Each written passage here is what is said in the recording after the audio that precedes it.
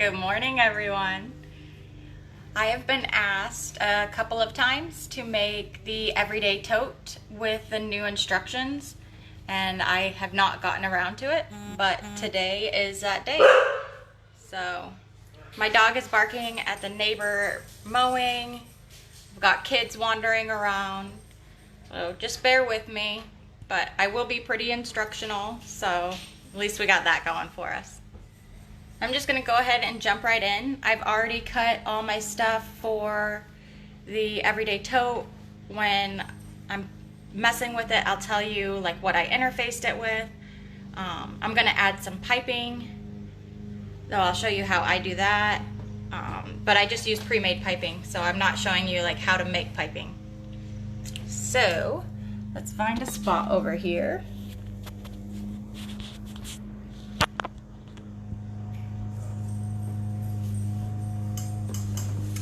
I think that's okay. So I've got my bottom panel, and I've got, this is Peltex sew-in Peltex.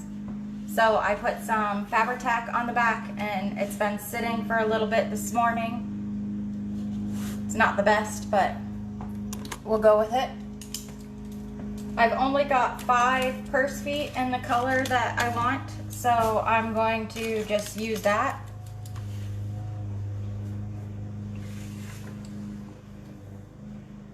I haven't been live in a really long time, so I don't know if I won't see comments or anything like that, or if I'm not loud enough, so just holler if I'm too quiet.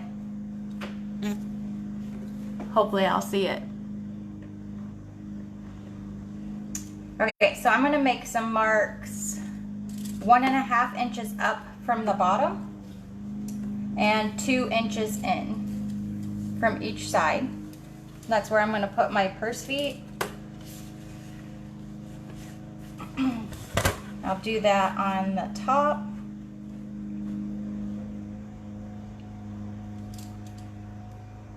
I'm using just a Frixion marking pen for this, but you can use a permanent marker or whatever. It won't show, so there's no big deal. No worry about that. And then what I do when I'm using 5 feet is I just make a line diagonally from one point to the other.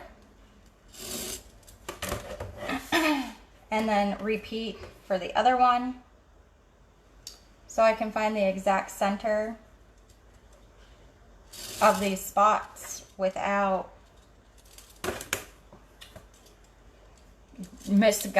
being over too far or up too far or anything like that. So you can see my little marks.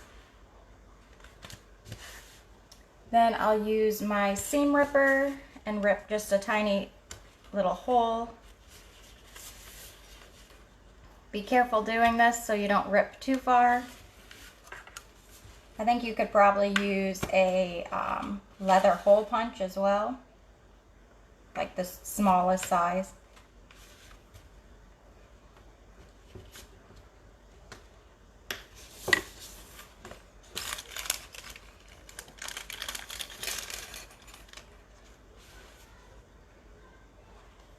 And then I'm just going to shove my purse feet in, probably, unless I have to make my holes bigger. I'm just using prong purse feet from moremeknow.com.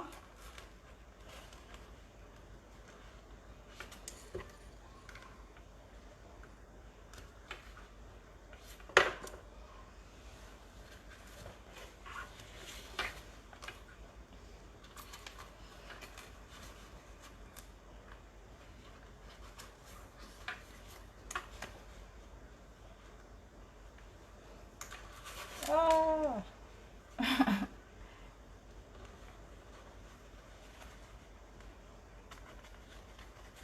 Okay, and then I have washers. So we'll open up the prongs a little bit, get the washers on there.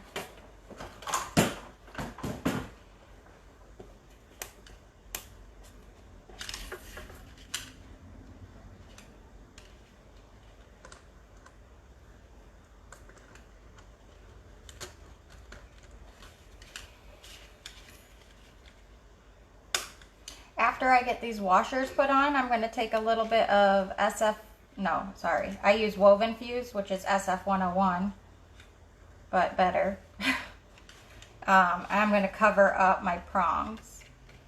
I'm going to place foam over the top of it, so it doesn't necessarily have to have the SF101 or the Woven Fuse, but I just want them to stay in place. So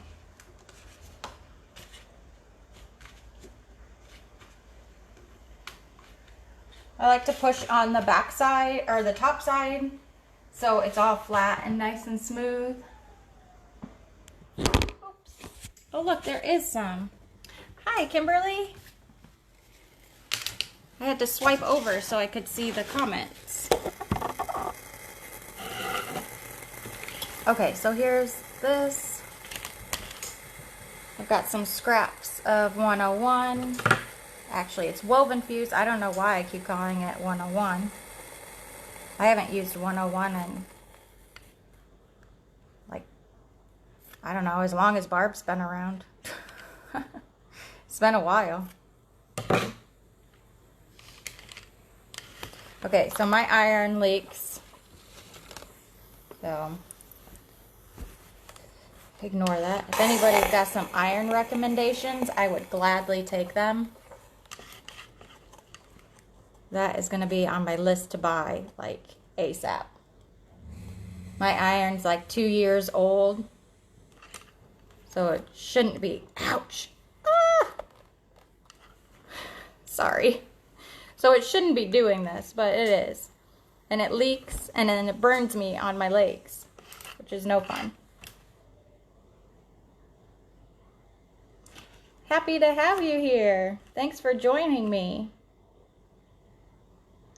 It's been a long time since I've been live, and I thought about not even going live and just recording it and then putting it on my YouTube channel, but I packed away my iPad, so I just have my phone, and my phone doesn't like editing videos, so here we are.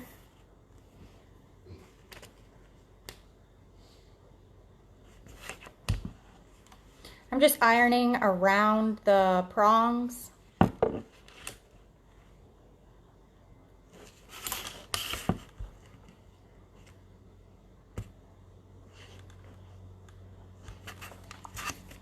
I'm going to do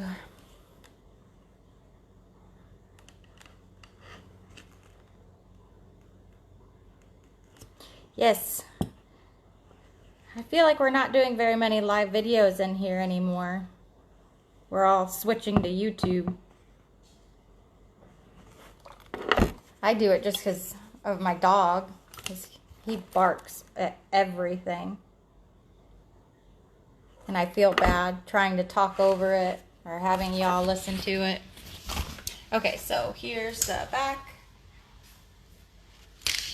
And then I'm going to grab my foam. Sorry, it's pretty bright outside, so it keeps getting pretty dark. This is not new instructions anymore, but there was an older version of this pattern, and she updated the instructions and added, like, what'd she add? Like a slip pocket and stuff. And there have been people asking me to do the new instructions, which are like a year old now by the time I finally get around to it. Oops.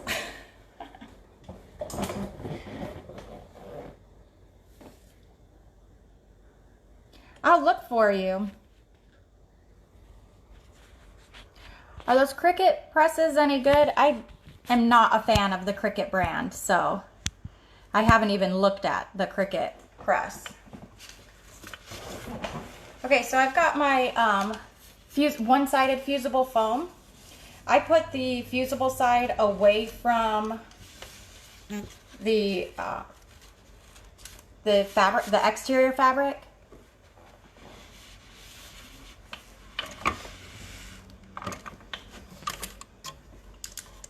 Just because I don't like it fusing. So I'm going to baste all the way around. I'm using a Juki DU1181N. I've got Tech 70 thread in from Sunny's Sewing. And I'm using a stitch length of 5 for my base stitch. And I believe my needle size is a 18. Yes, it's an 18.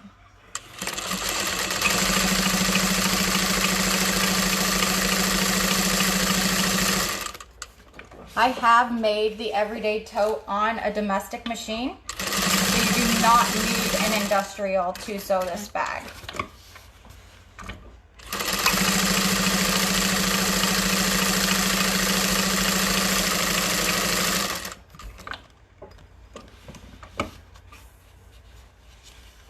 Three sizes of it. I didn't even know. I thought there was only one. I'll have to look into that then. Thank you. Okay, so this is on. I like to sign my bags, so I will do that real quick. I sign the bases. People ask me why I do that. Someone once told me that creating a bag is making your own art, and all artists sign their bag art. So that's why I do that.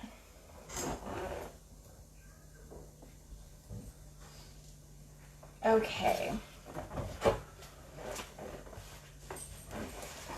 For my vinyl, I'm using black Stardust from My Punk Broidery, and it's thin, so I'm going to add a little bit of my waterproof canvas into the inside of my vinyl strap. The industrial was like the best purchase I've ever made for making bags. I will never be sad about investing into this. It was a good chunk of money, and I don't think I could have done it if I wasn't selling bags, but I'm just eyeballing the center because my Tandy marking pen is dead and I haven't gotten refills yet.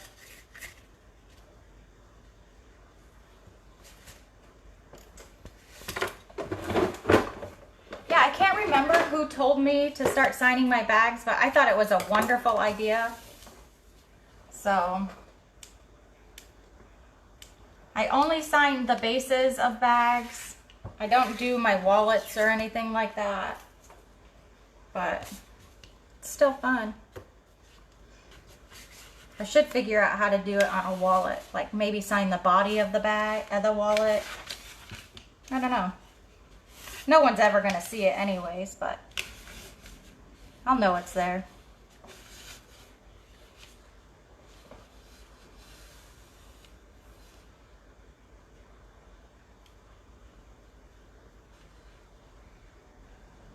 Thanks, Melissa. I was gonna say something. Oh, I used to sew on my domestic machine, but my domestic machine gives me more fight than I care to deal with. Right now, I can't even sew a mask on there without getting in really weird stitching. I don't know what's going on with it. So I've actually been sewing the masks on my industrial, which is really hard because that's too little of fabric for it.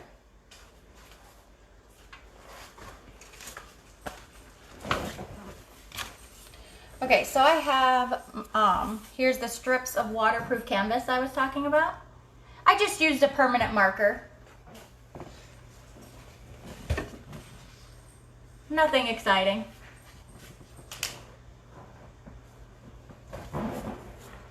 I find the pen like grabs the foam and the Peltex, so it makes it too bumpy, but the permanent marker is pretty smooth. So this is just a 1/2 inch strip. I'm gonna just open up a little bit of this. I usually just slide it in, but that's gonna take too long. And I'm gonna put like 3 inches or so of it in here. This is just to make it more durable because this is a thin vinyl. The vinyl doesn't stretch, so I'm not worried about the vinyl stretching out throughout the entire strap, but I don't want it to rip out when we sew it on to the bag.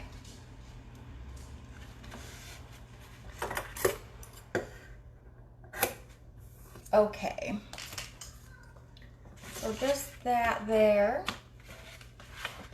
This was 1/4 inch double-sided tape from waywack.com or Wawack, I don't know. I do not adhere the waterproof canvas to the vinyl. It is just laid in here next to my double-sided tape. Then when I top stitch it all, it'll just be enclosed in there. And then afterwards, I'll end up riveting it and it'll rivet through the waterproof canvas.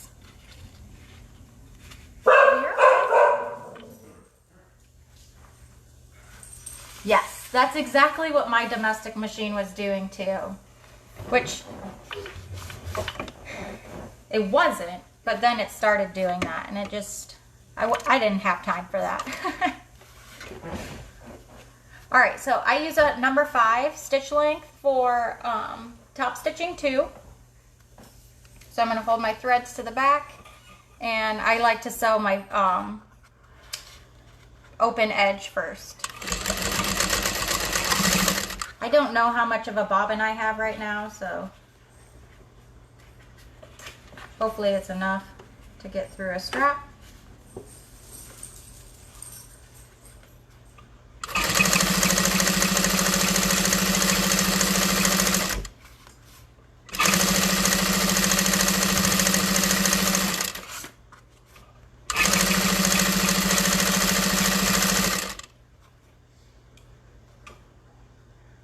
My kids were just pointing that out. Why is there so much stuff on your tape?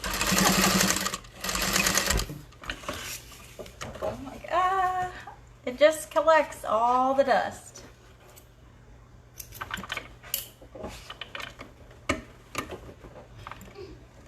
My thread is starting to shred right there, so just gonna cut that part off.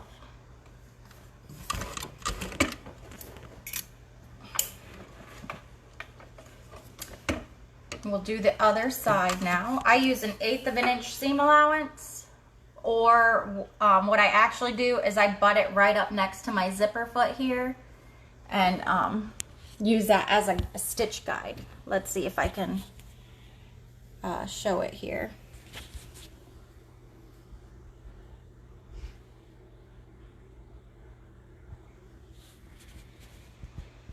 I'm just using I believe it's a left-sided zipper foot, and it's what I use on my entire bag. I never change from it.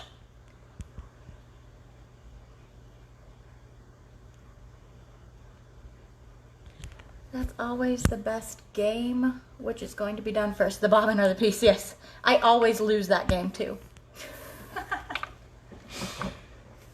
So I do not backstitch when making my handles because we're going to stitch over it later. Hopefully that's not moving.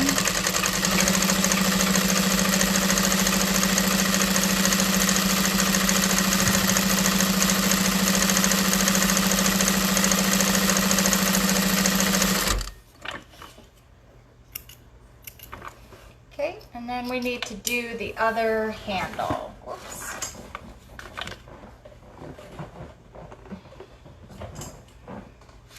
Yes, I can see that there's interfacing on my tape.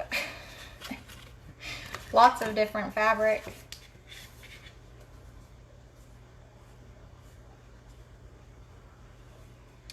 I only have the 1/4 inch double-sided tape. I do not have any other size.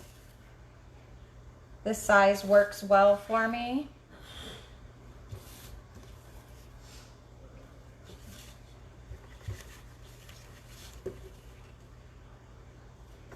I know that they do have a 1/2 inch size though.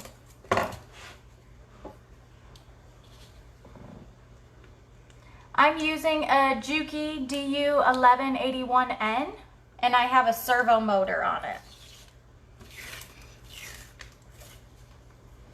The servo motor just helps slow down the speed some, so I don't sew through my finger or anything.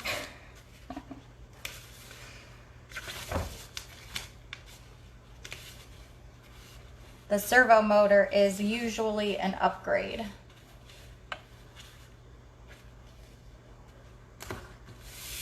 I got my machine from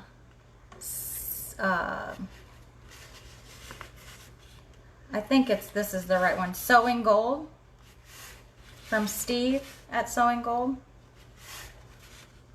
He's based in Chicago. I've never lived in Chicago, so he shipped my machine to me. And anytime I've had any issues, he's been amazing. He even like live video chatted me so we could figure out what my tension issue was.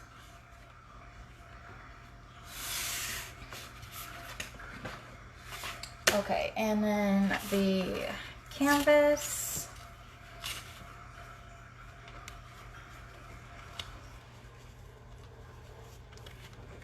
Again, I just eyeballed about halfway in the middle of the strap to put the water or the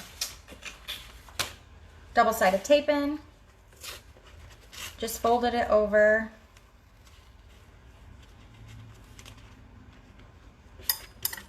And about 3 inches of this. You don't need that for all vinyl, but again, this is just a thinner vinyl, so I just want to make sure it's strong.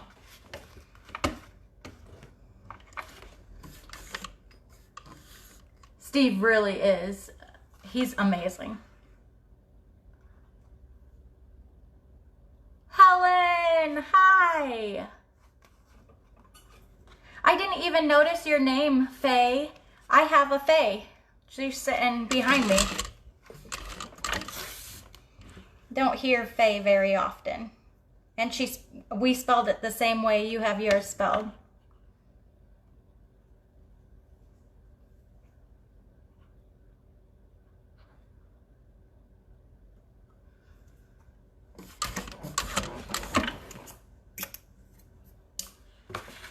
Okay.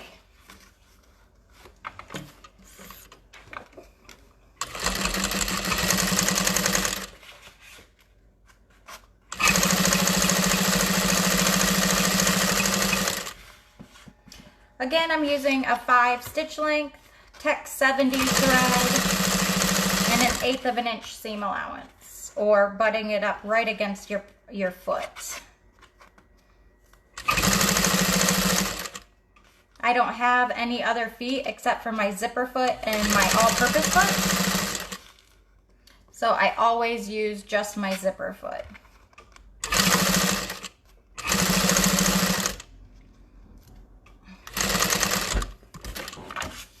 No back stitching because we're going to sew over it later.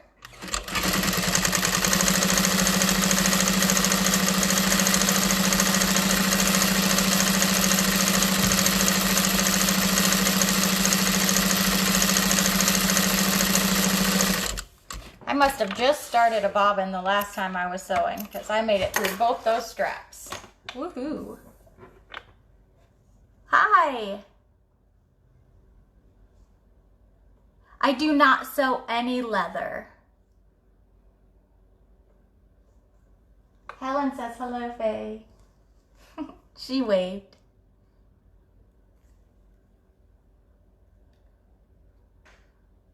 I'll take the blame for that one, Melissa. That's all right. Okay, I need a screwdriver. Hold on one second.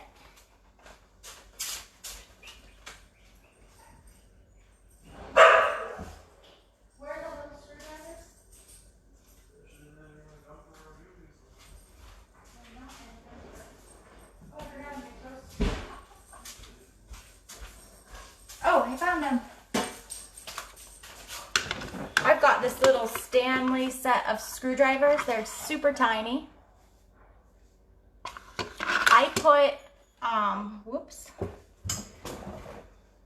My strap ends have waterproof canvas in them currently. And then I'm going to add some strap ends from More Me Know on them right now.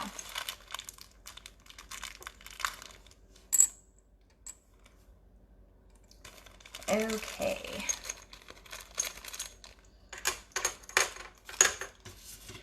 So in this little set of Stanleys, I have a tiny screwdriver that works perfect for these. I have no idea like a size. Oh, it says number 0 on there.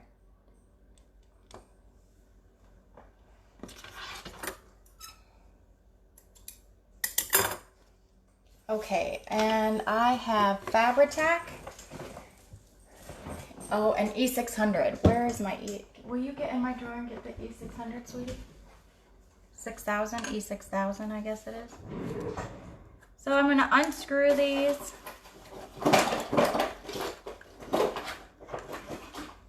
And then I've only used this strap ends twice now. So I've got a little magnet right here. I'll put my screws on. Sorry about my dog. You see the little, yep, that. And can you see if there's a toothpick in the cake drawer? I'll take that E6000 right there. Thanks, ma'am.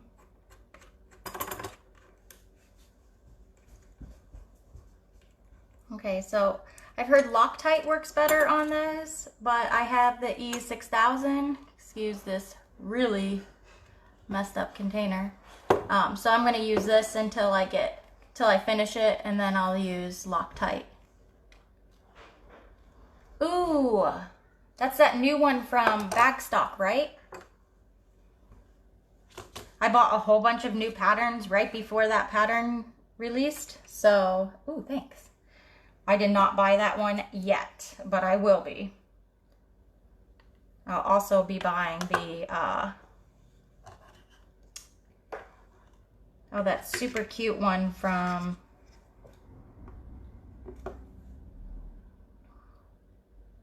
I think maybe Lin's Handmade? I don't know, actually.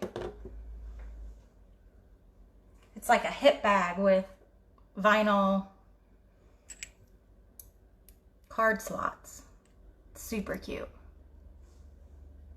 Okay, so I'm gonna take my screw, one of my screws, and just dip it into the end.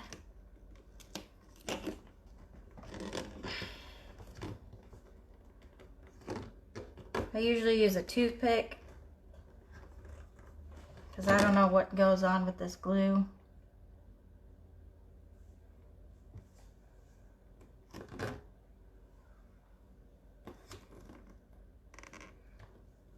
Anyways, just, you don't want too much on here because you don't want it like squishing out anywhere. I think my strap ends are 1 inch. Now that I'm thinking about this. And my straps are not 1 inch. So we'll glue that, or screw that back in. I just screw until it's tight. Like I said, I've only done these strap ends twice. This makes the 3rd time now, so.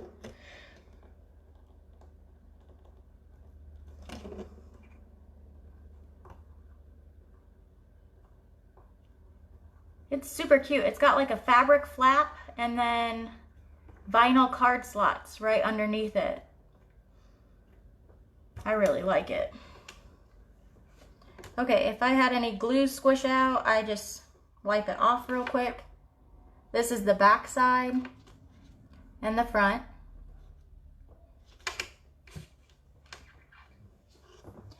Okay, so it's not just me. That's good.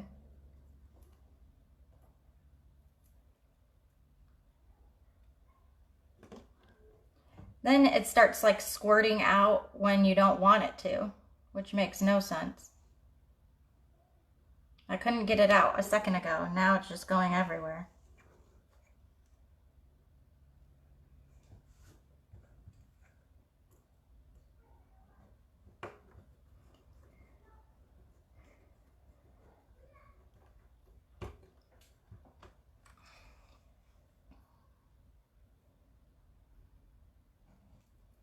I'm not sure how far you're supposed to like screw these in or anything, so I just screw until it's really tight.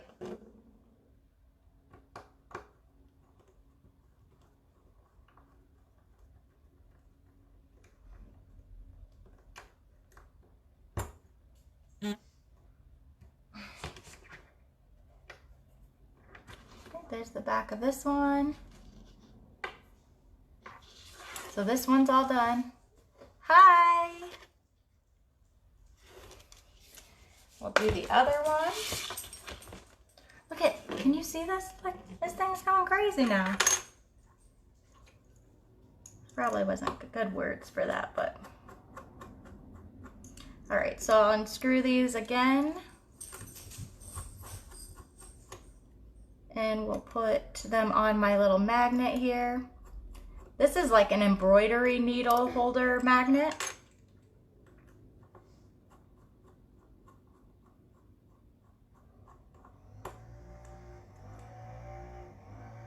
Yes, I have lost a couple of screws the hard way.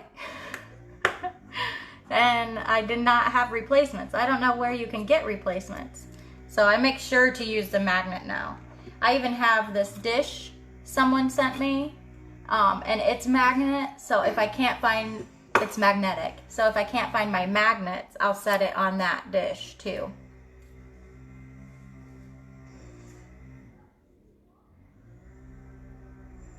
Screw until flush. You can't see, wow, this is going everywhere. I should have trimmed my threads.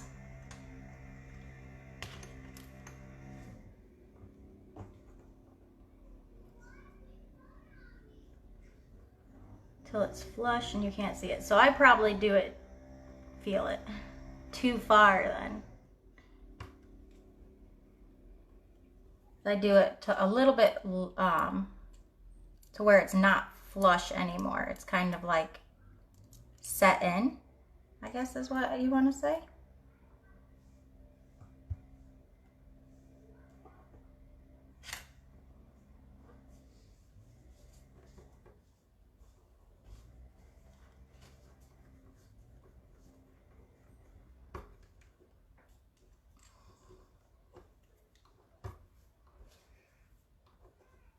This one, the glue started to dry on the strap end a little bit, so I'll probably just take some alcohol, some rubbing alcohol, and try to get any leftover residue off. I've got one more. Make sure you're putting your strap ends on the same direction so you don't have a one that's facing out and one that's facing in. My strap ends at least have like a texture on the back and it's smooth on the front.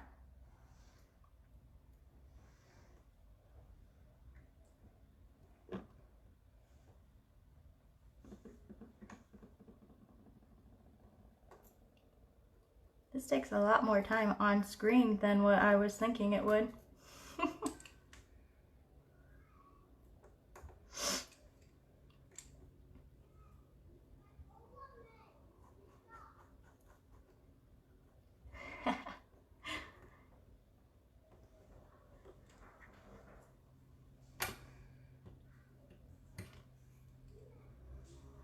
All right. You want to get me a paper towel real quick, baby? Just one little piece of it.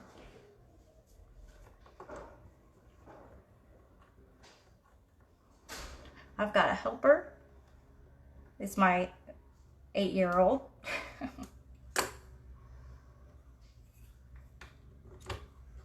This one.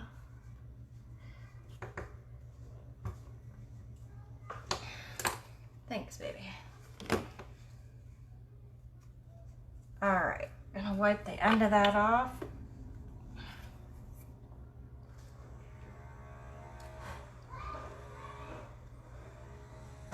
My lid doesn't actually screw back on, I just remember that.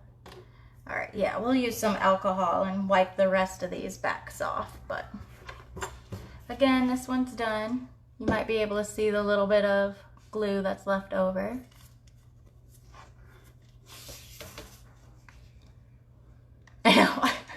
Everybody's waiting for the glue to drop. I'm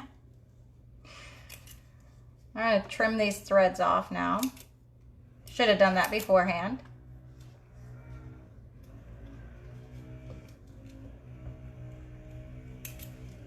You do not have to have strap ends for these. This is the first time I've used the strap ends on the Everyday Tote.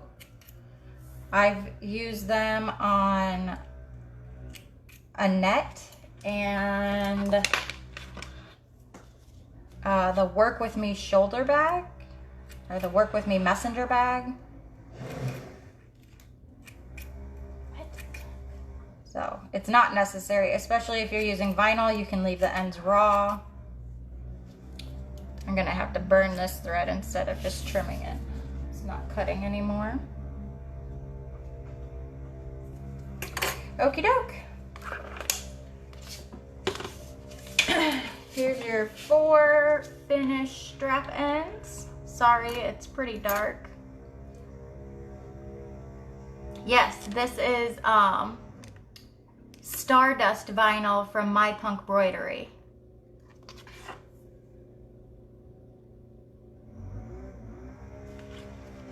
Yes, it's just got just a little bit of shimmer. It's not like glitter. I really like it. Oh my God. Okay, so I said at the beginning of this video that I was gonna add some piping to my exterior.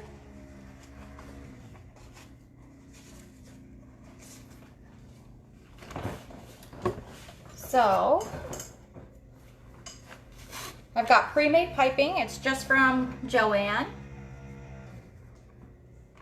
or Hobby Lobby. I'm not really sure which one of them. So what I'm gonna do, and this is not necessary, is I'm gonna just do a base stitch down the sides here at 1/8 of an inch.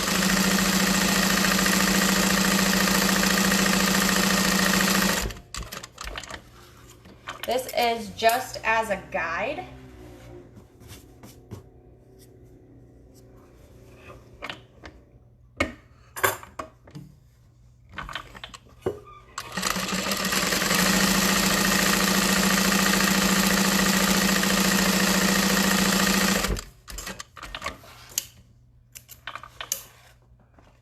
Okay, so then I'll take my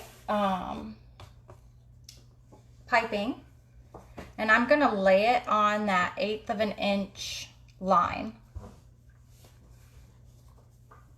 That's gonna be my guideline.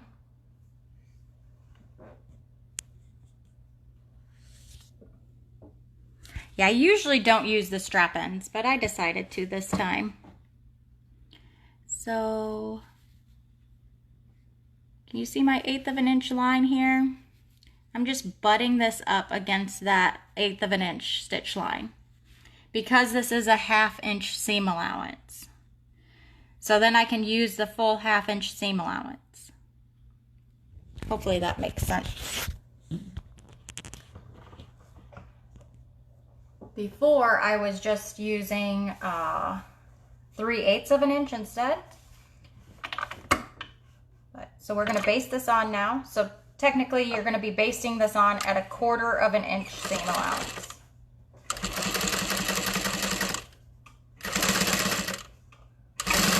Totally not necessary to put the base stitch there. Usually it's there if you put like foam on the back. This will get foam, but not until after you put the exterior side panels on.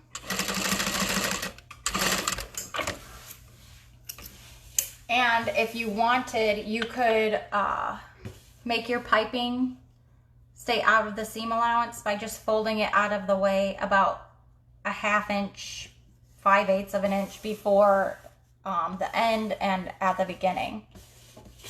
But I'm sewing with the industrial here, so it's not really necessary to do so because I can sew right over it. But what I mean by that is just folding it up at an angle to keep it out of the seam allowance at the bottom. Piping is made of just regular like cotton woven, and then there's a cording on the inside. Let me see if Oh, thanks everyone. The panel and the fabric will be from Twisted Needle Textiles, Twisted Needle Fabrics. I don't know. It's a custom fabric group. It's called Twisted Needle. I don't remember what they use afterwards. And that's sad because I sew for them a lot.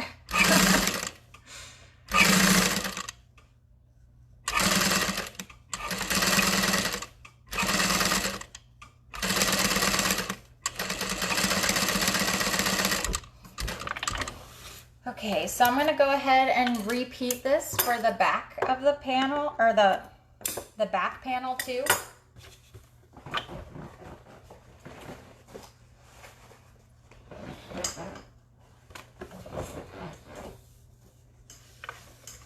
Okay, so this time I'll do it without the base stitch, just to show you both ways.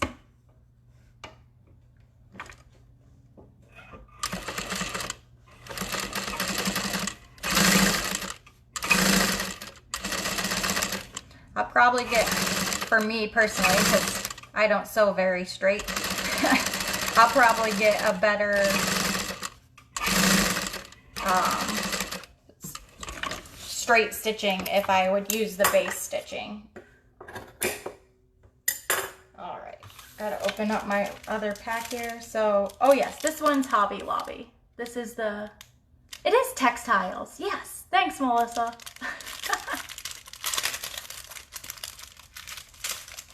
So this one actually says it's 55% polyester and 45% cotton.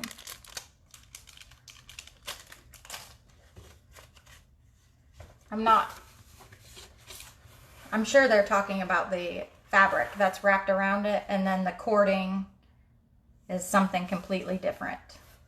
I don't know what that would be made out of.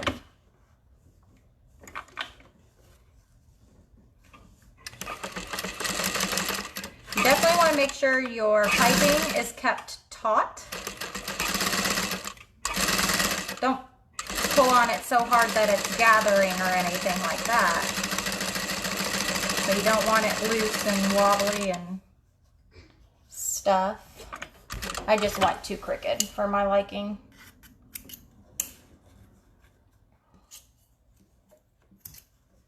So I'll just pull that out a little bit where I started getting a little crooked.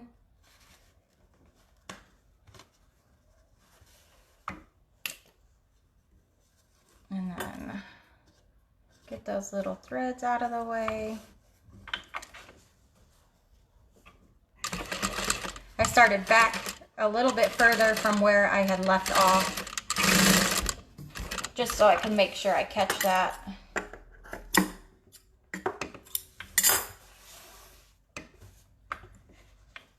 Okay, so that's it for the piping. That's all I'm doing just on the sides there. So I'm using a size 18 on my industrial here. I would definitely suggest an 80-14 if you're using a domestic machine, and a Microtex if it's a domestic machine.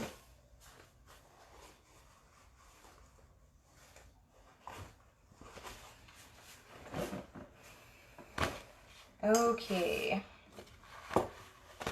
I had these all laid out to fit on here. These must be the back ones. These are backwards again. So these are the back ones. I had a little another little mal when I cut this out, so I wanted her to go on the front. All right, the top edge is the long edge.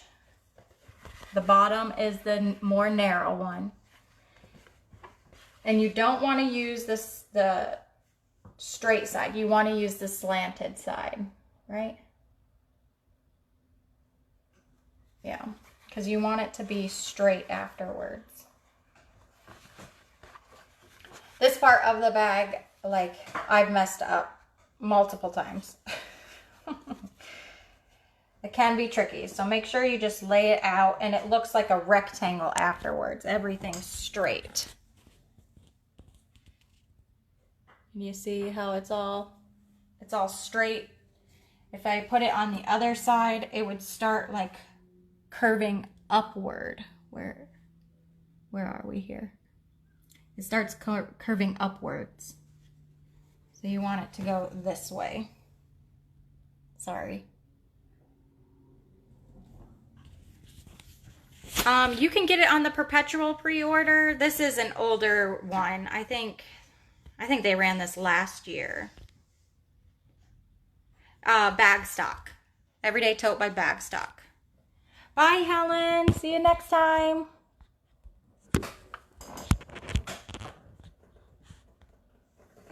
Okay. So I'll lay this on here.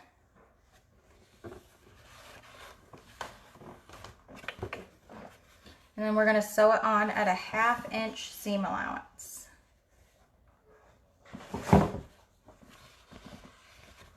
I just like checked again to make sure that I'm actually going to sew this on properly. So I like to sew from the panel side so I can feel where my piping is. The center of my screw here is my 1/2 inch guide on this machine because I don't have a guide plate. I use a 3 stitch length if I remember to turn it down. I did now.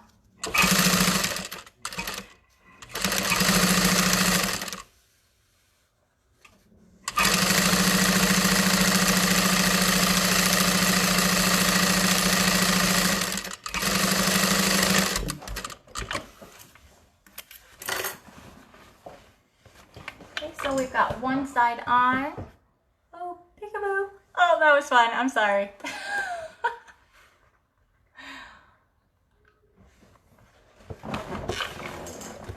Okay, we can top stitch that in a little bit here.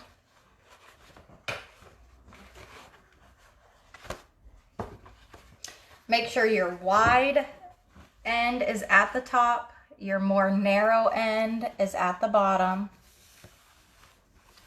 I have mixed those up as well. Nothing a little seam ripping can't fix, but you know, if we don't have to use the seam ripper, that would be ideal. Though I've already used mine, so.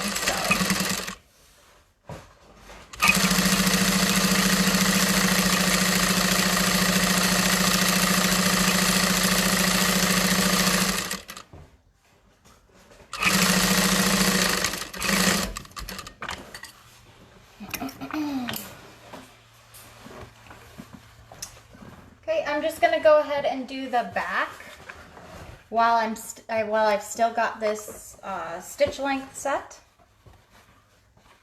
This goes on this side and this side. Okay.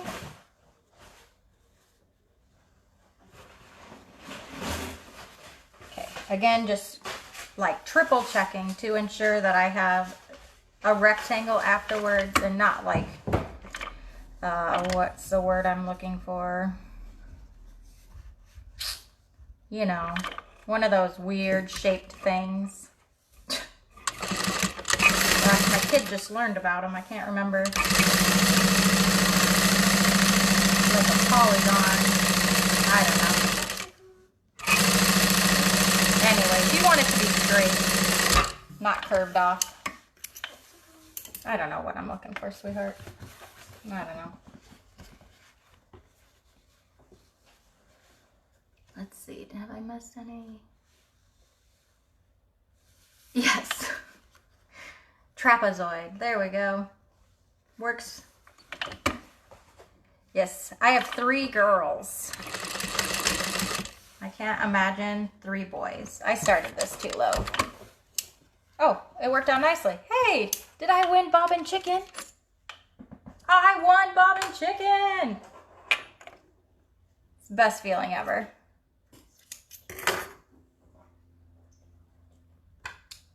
Bobbin Chicken, where you run out of bobbin, but it was at the end.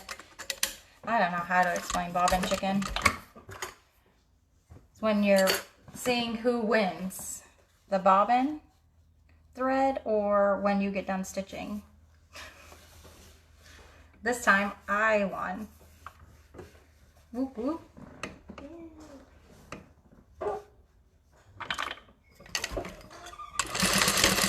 Sweet. All right. And stitching this one.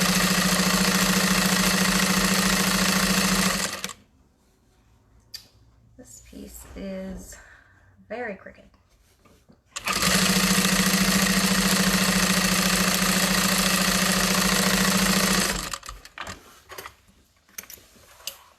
Okay. Okay, so by the way, I'm using canvas and it's interfaced with woven fuse, just one layer of it.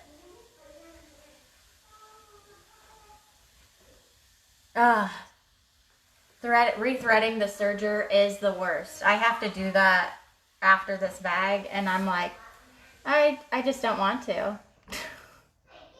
Not at all.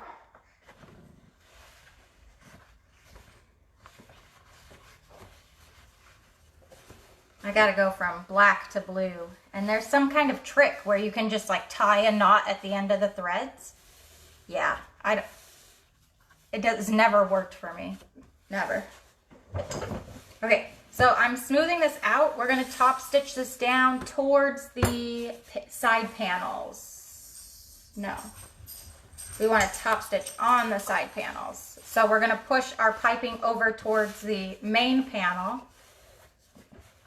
and top stitch on the side panel.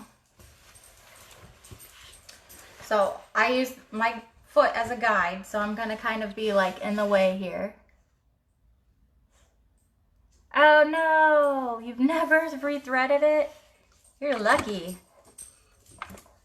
But it stinks. I can do it now really fast, but it still takes way too long.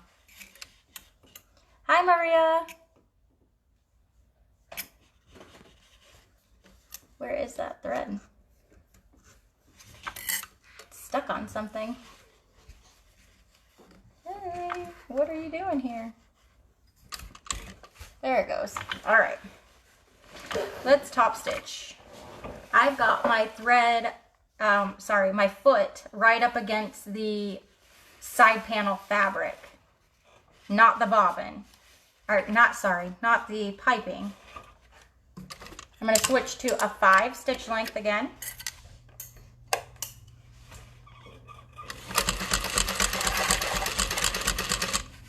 And you see I'm walking on my piping.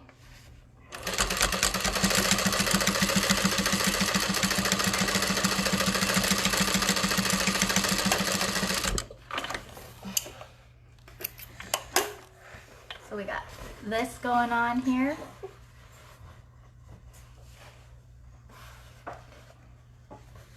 Okay, we're gonna repeat for the other side. Top stitching on the exterior side panels. Again, I'm not bothering to backstitch because we're just gonna sew over it later.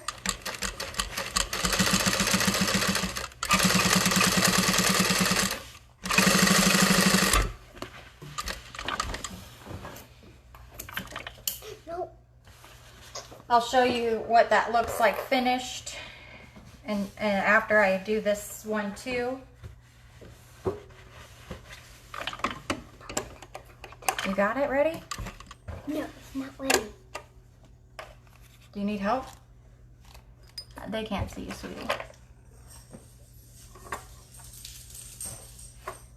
Okay, okay.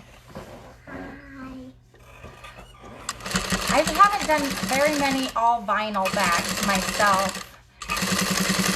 They are very nerve-wracking though. There's so much like thickness, it makes me nervous. I've done a couple, but I'm glad you found the video.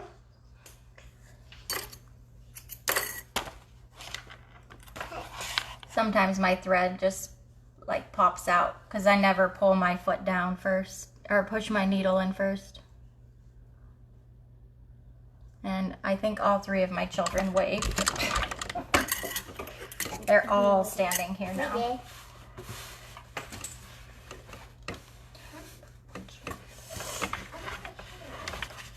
Well, now you are. You weren't a minute ago.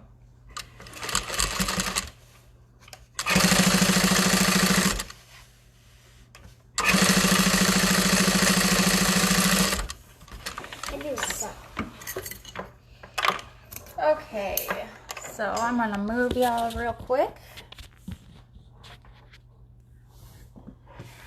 These ones aren't too terribly thick. With the vinyl straps, they get kind of thick. But I think you should be able to if you get the right needles. I like to use a Microtex needle if I'm sewing on my domestic. And here's the other one. I gotta press it. Excuse me. Oh. Sorry, my iron just leaks, so I gotta let it all like drain out. You have water in it? Okay. I know it's so hard to find custom fabric in other countries. Especially, we have a lot of it in the US. I know that there are some like co-op groups. That was Libby. Here's Viola. And here's Faye. Okay. So I know there are certain co-op groups that have custom fabric, like shippers.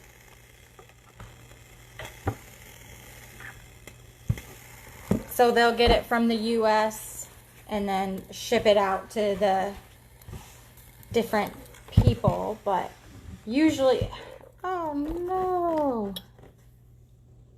What? I had something on my iron. Oh, it's coming off. Whew. Oh my gosh. There was something black on my iron. All right, all good. I'm gonna press from the back now though, so I don't do that again. This is Everyday Tote by Bagstock.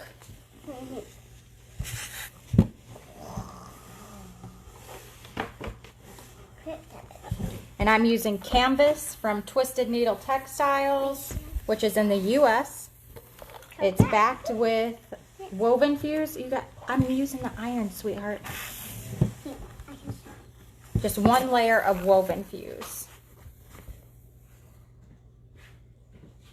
I gotta get that crease out of her face. Hi, Madeline. Hi, Bridget.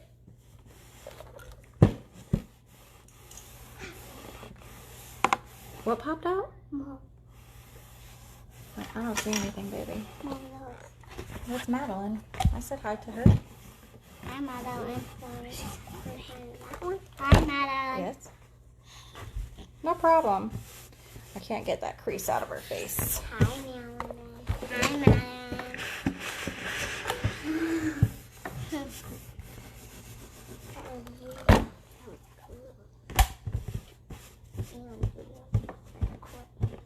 Okay. Thanks. Got a little bit of the sparkly vinyl to go with it. It's black. I think it's gonna look really nice. All right, ironing from the wrong side. Use a pressing cloth if you're gonna iron from the right side, or get black stuff on your fabric like I did. I never use a pressing cloth, but my iron's always clean, but apparently it wasn't this time. Here's the sparkly vinyl.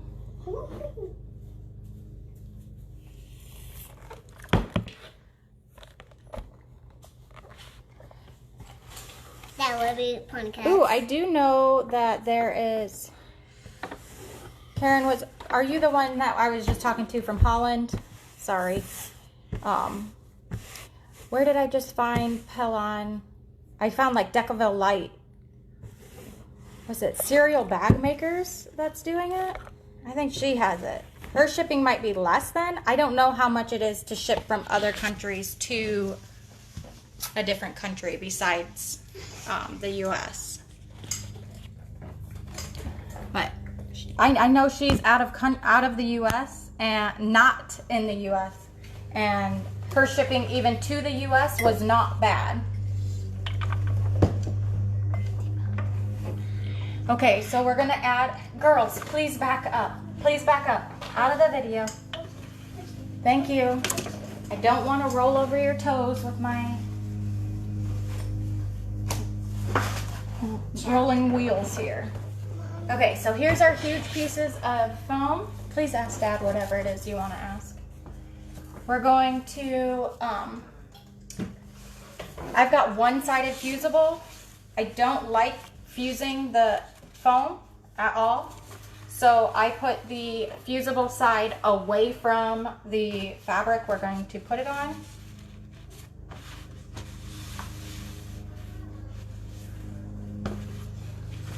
This is supposed to match up, but it does not. Like, at all, actually. So we're going with it anyways. So I'll baste the top and the bottom on, because those do match.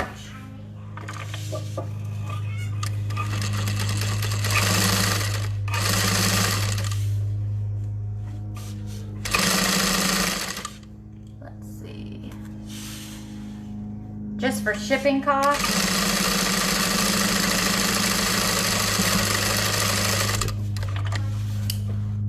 I hate that shipping is so expensive. It makes me so sad. I would love everyone to get all the fabric from around here, or the interfacings or anything like that.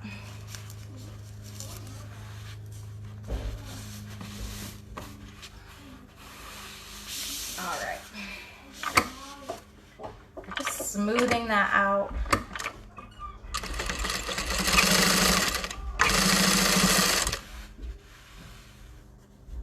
Pulling it kind of taut so there's no like bubbly things later.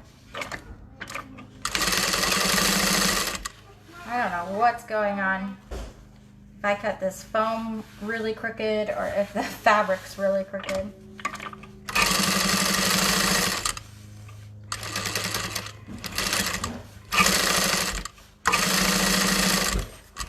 All right, that works for me.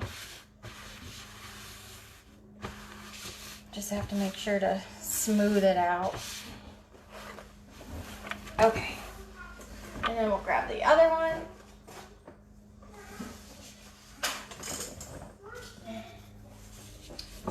So the glue side is facing me, not my fabric.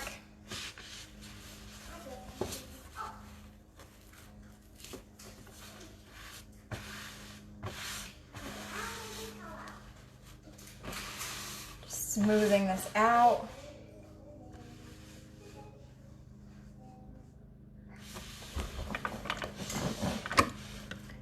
Let's see.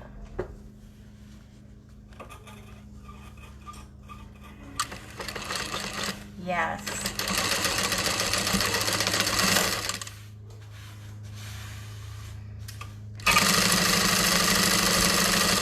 So I'm just basting this at 1/8 of an inch seam allowance. So looking at the pattern, it does say 1/4 of an inch.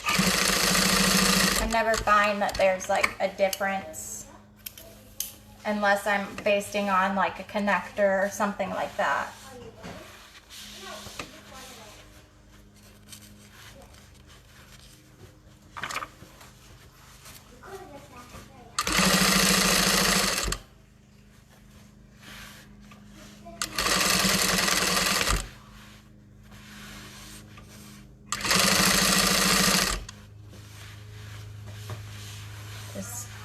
smoothing this all out.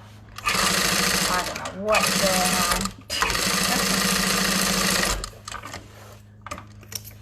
I had someone cut fabric for me, so I don't know if it's the cutting from there or my cutting or my sewing. Who knows? Okay, so we need a hole punch.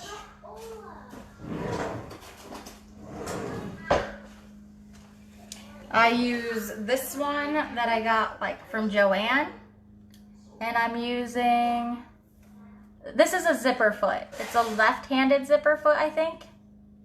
I'm not really sure if it's a left or a right one, but the left side is open and the foot is on the right. So I'm not really sure.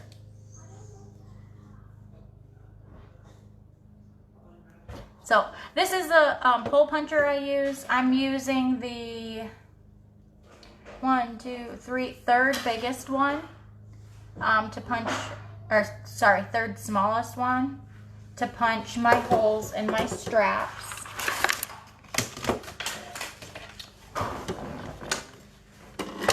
So, let's see if my pen will work on here.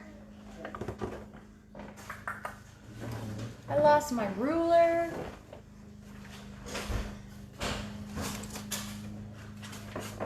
I swore I just used that. Anyway, so we're going a 1/2 inch up from our strap end and 3/4 of an inch above that mark.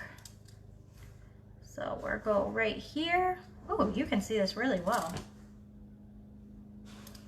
And here. I'm just eyeballing the center because I have no ruler currently. Okay, and we're going to do this for all 4 sides. 1/2 inch and 3/4 inch above that mark.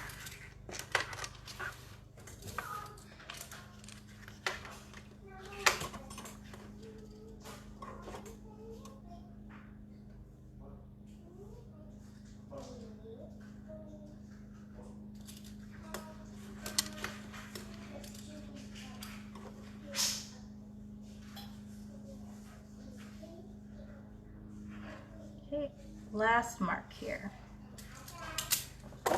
So I'll go in and punch these now.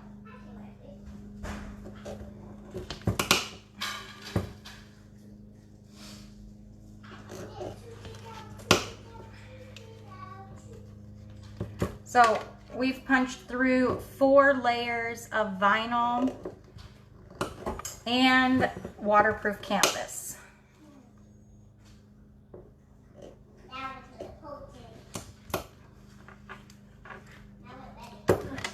Sorry, I'm missing comments while I was marking.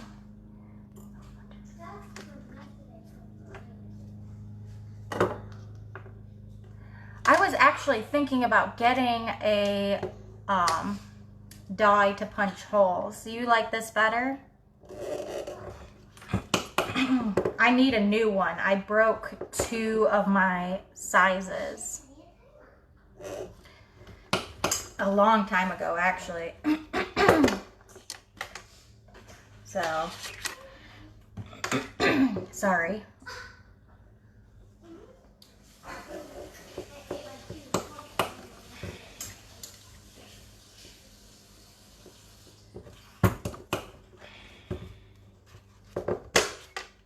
Okay. All right, my dog is gonna go wild. The mailman's here.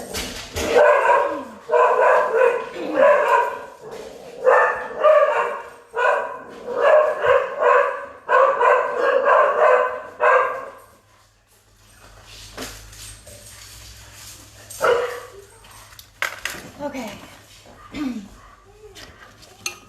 My husband's taking care of him.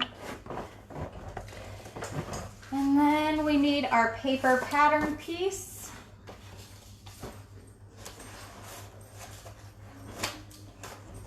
Which is hiding somewhere. There it is.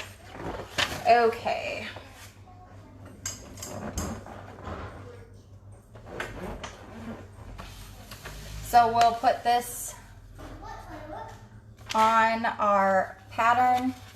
My center is marked because I have a crease down her face. We'll put the strap on top.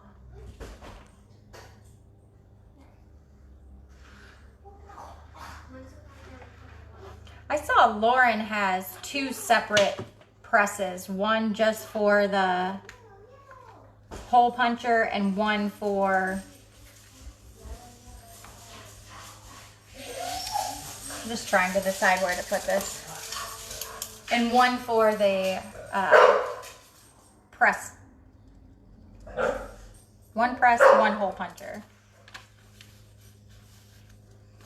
Okay, so that one came through. This one has a piece on there. Okay. So that goes here and here. Okay, so I got my 2 marks up here somewhere. Yeah, that's what I was thinking too. Oh, I'm glad your dog's getting excited about our mail. Sorry, he is something else. Usually he sits by the door and just like waits for the mailman, because he knows the mailman is coming. We're in a subdivision, so he sees him go by the one way and then sits and waits there so he can bark at all of them. Like, you're out of control. Wish I had my ruler. I don't know where it went. I don't think my strap marks are lined up.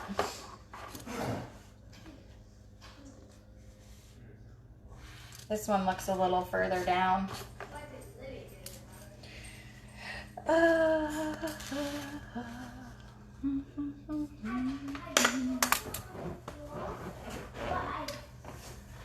Girls, does anybody know where my ruler is? My big giant green one, which should be very visible to all of us. Ah, yay, you're the best. Thank you. Are you okay? Yep. Did you pinch your fingers? All right.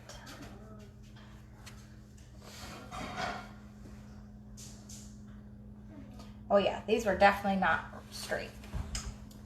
Good thing I checked. Good thing my daughter found the ruler. I don't really care for how this is marked out. I should have just, I don't know, did something else. Let's see.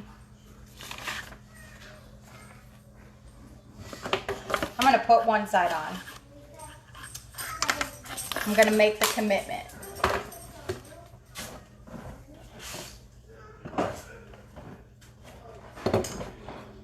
Okay, so we're gonna hole punch through the foam and the fabric.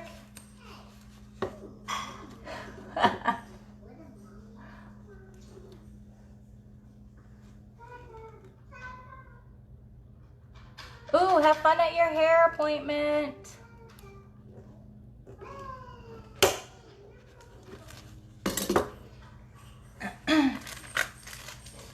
I would think this dog would be used to the mailman coming by now, but goodness, he is not. I've got 2 sizes of rivets here. I want to make sure I'm going to use the right size.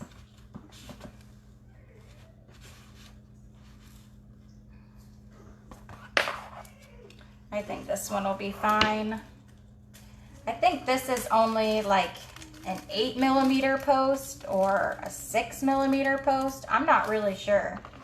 I thought I've only bought 9mm posts, but I do have really, these are pretty short.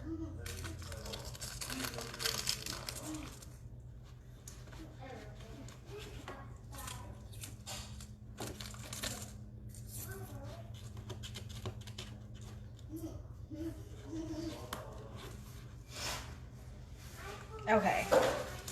So now that that one's on, and we've got the markings-ish over here. Oh yeah, those, wow. I don't know what happened here. Okay, so those look good. We're gonna put our marks on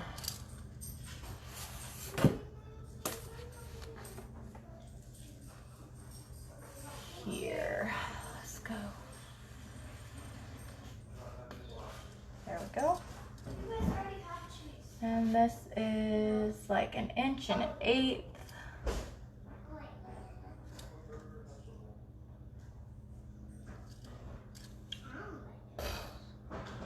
I really don't know what happened with the markings on here. They're way off. So now I have some red marks on my fabric. This is a Frixion pen, so it will, with heat, come off. But with cold air, it will come back on.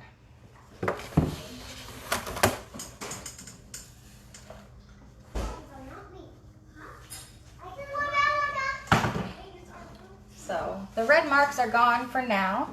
I just put heat on them real quick.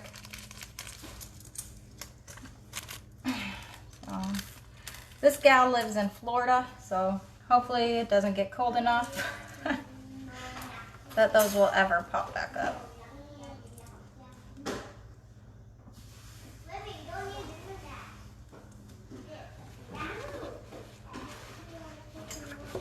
All right.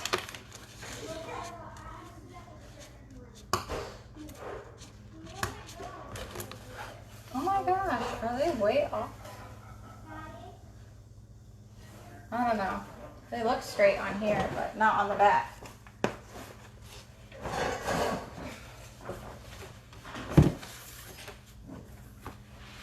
Okay, so we're gonna try this back side a little bit differently. 5 and 14 is 1, 2, 3, 4, 5, 6, 7, 8, 9. 9 inches. So the center would be 4, 2, 3, 4.5. Says 3.25 inches over and 2.5 inches down. 3.25 and 2.5. All right.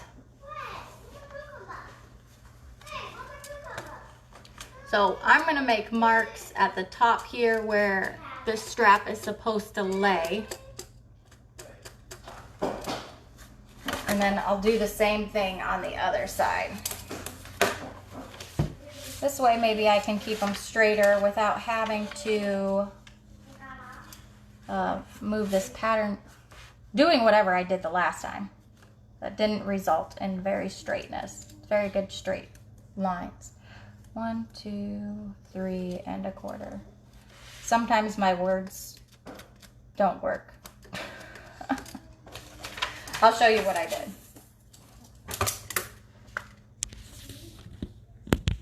Hi, how are you? Yeah, you're right. Florida doesn't get cold.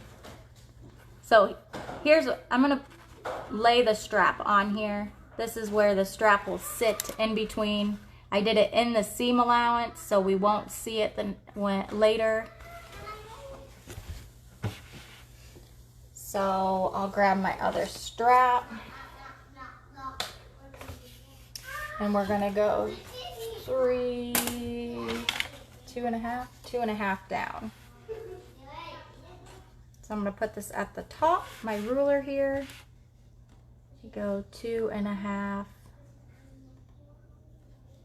And then I'll place my strap where those red lines are.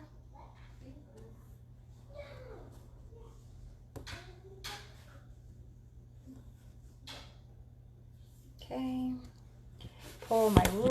Oh, sorry. Hit you with the ruler.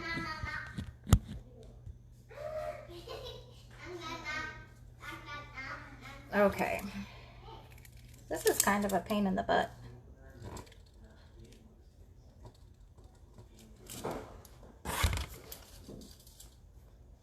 Okay, make sure you got the top here.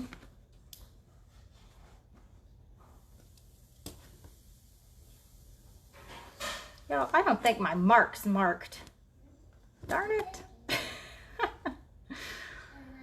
What a good bag sewing time here.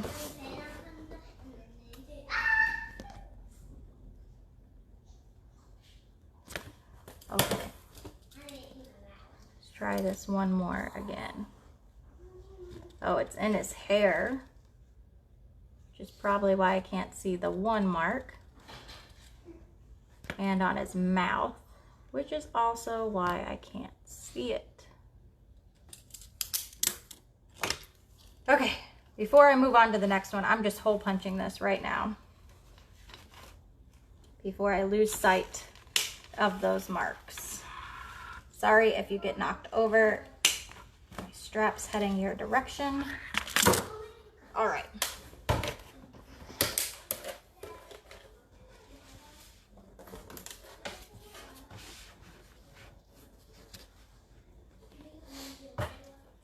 Two and a half inches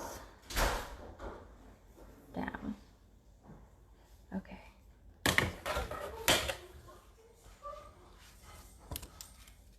This one did not punch through all the way. Goodness gracious, what a hot mess I am.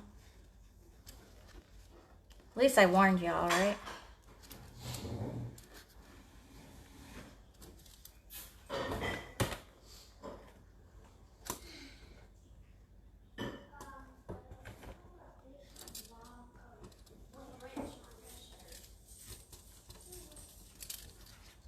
All right, I can see those markings this time. Yoo-hoo. All right.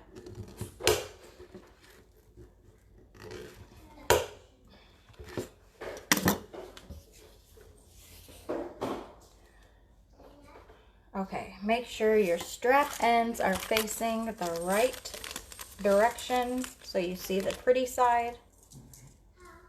I'm gonna shove my rivets in.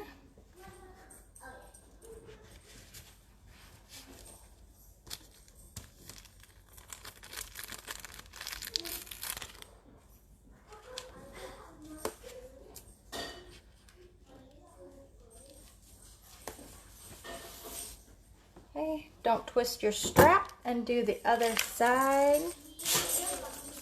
Gotta make sure I find the same posts and caps.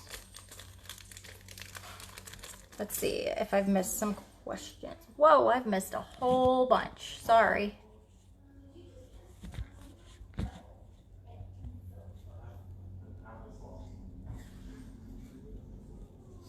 Oh,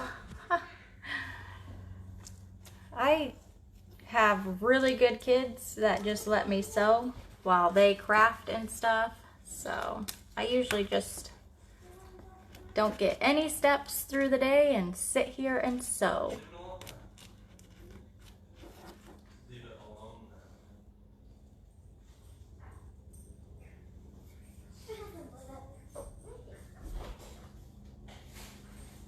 So this is actually Stardust vinyl from My Punk Broidery. It looks really, really glittery, but it's only like just shiny. It's not like glitter, like a glitter canvas or anything, if that makes sense. It's got sparkle in it. It's just not like the glitter stuff. I don't know if that makes any sense. Okay, so I have a rivet press from a company that I do not recommend. So we'll just leave it at that. Of course. I'm gonna use this scrap of fabric I just found, and I'm gonna place it on the bottom of my rivet press. I have it, this is knit fabric. I've got it folded in fourths.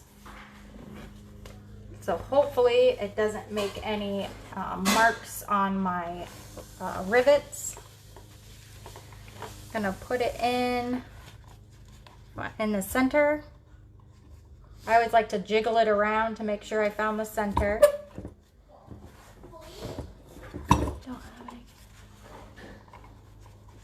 You know what? It doesn't matter if you're fast or slow. It's just the fun of it, right? I just like watching these come to life.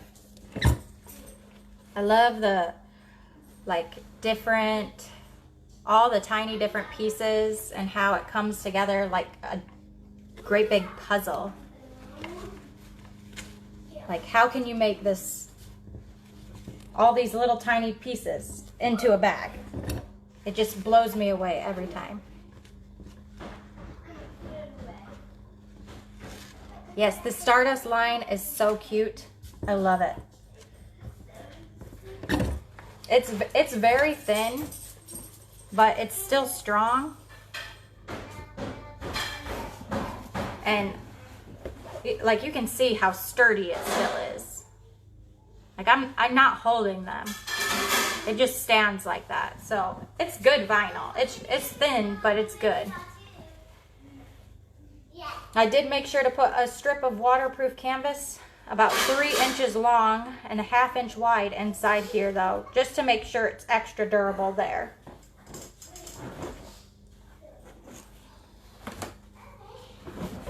Okay, those are pressed. Hi, Maya.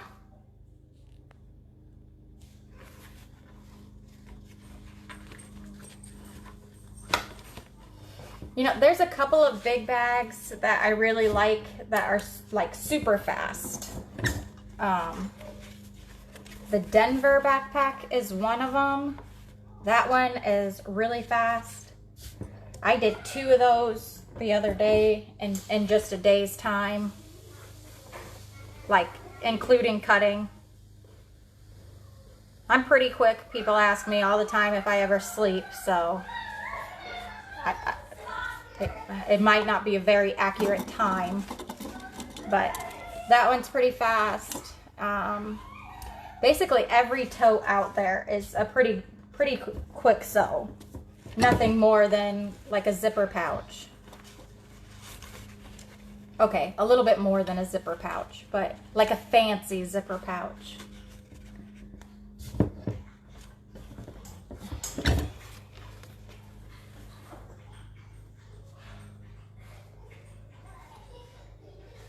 So I'm just gonna do this again.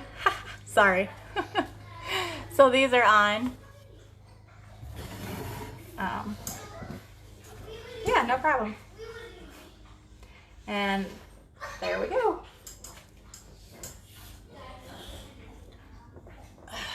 I think that was the longest part so far, was trying to get those stinking rivets on. Okay, let's see. It's going to the slip pocket next, or I think it's, no, the zipper pocket.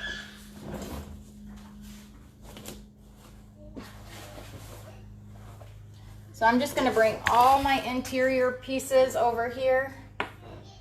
I'm using waterproof canvas. I posted about it yesterday. This is a different kind of waterproof canvas than what I'm used to. I did find out it is polyurethane backed instead of PVC backed. So this is the front side of it and this is the back side. It's got like a grayish color on the back. I'm using black, obviously. So the back side's a little gray. I have pressed this. It presses just like the regular waterproof canvas, which if you leave it too long, you will get scorch marks where you press.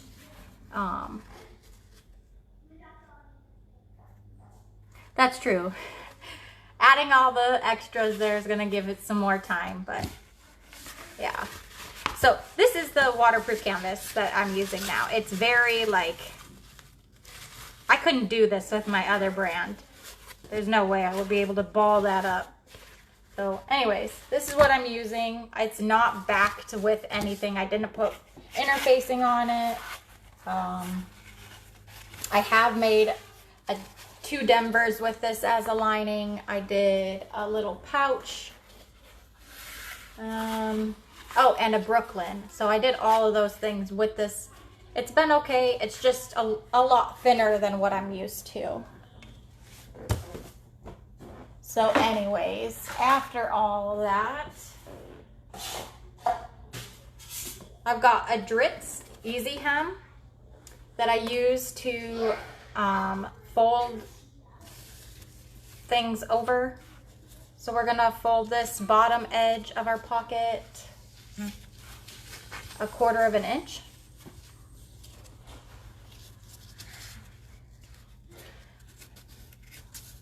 You can press this. I'm just gonna finger press it.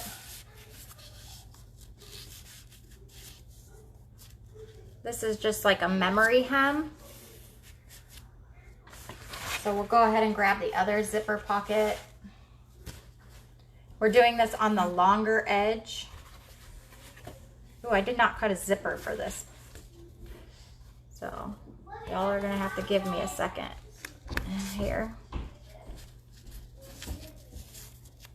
After we get this all done.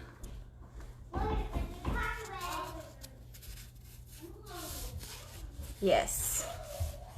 I know, I love having extra pockets. I just don't like making the extra pockets. Okay.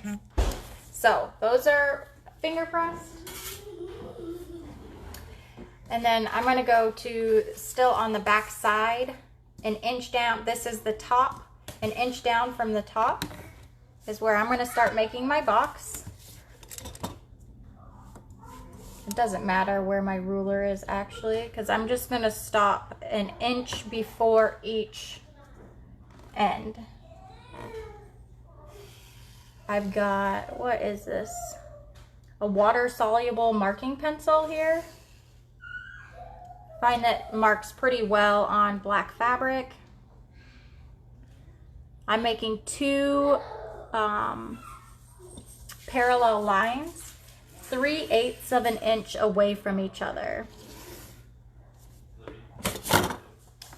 So this is my 2 lines. It is not a box, just 2 lines. And here's the little teeny tiny. It was much larger than this at some point, but I've had it for a long time. Okay, so that was 1 inch down from the top. We're going to grab a bottom lining piece.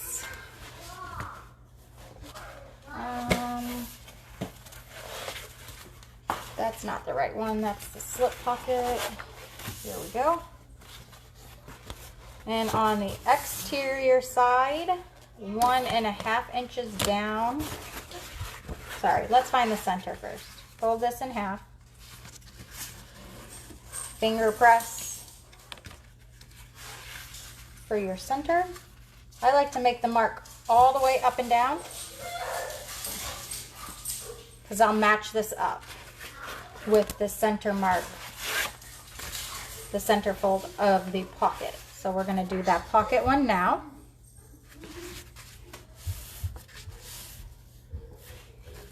Okay. 1.5 inches down, and in the center is where the top edge of the pocket's going to go. So I'm going to match up my center mark at the top here, and then I'm going to make sure it matches up with the bottom center mark too. So that way I know my pocket's straight. I have not paid attention to that before and had a crooked pocket. That's not very fun, especially if you don't realize it until after you've installed your zipper. Okay, you can pin this if you want. I never pin it, I just hold it.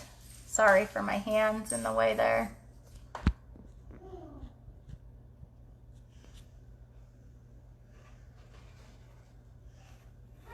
This is still live. No frozen video. Well, not on my end at least. Is anybody else having video connection issues?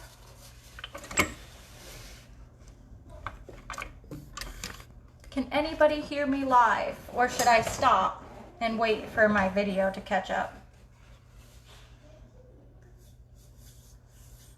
I really like the Tandy marking pen for this usually, but yeah, I'm out of the Tandy marking pen, so.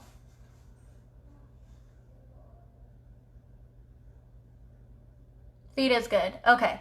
Okay, cool. Awesome. I use 600 denier. I think that's how you say that word.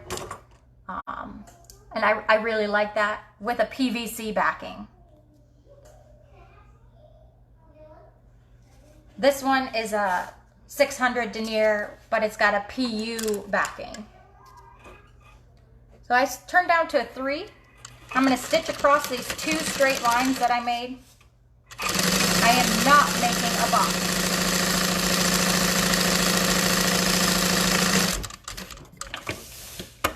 So we're just going to have a jump thread. Okay. Oh. Maybe it's just an internet connection issue then. My internet has been kind of wonky lately, so just wanted to make sure. I try to make sure that I start exactly where I stopped on the other side. Sometimes I don't, but it's close enough. Sorry. Okay. Then we'll cut our threads.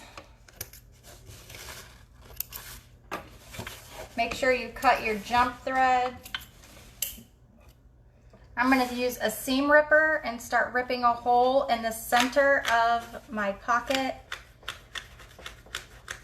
This stuff doesn't rip very well like the PVC backed one did. So I have to switch to a pair of scissors. We're going to cut down the center of the 2 lines we made.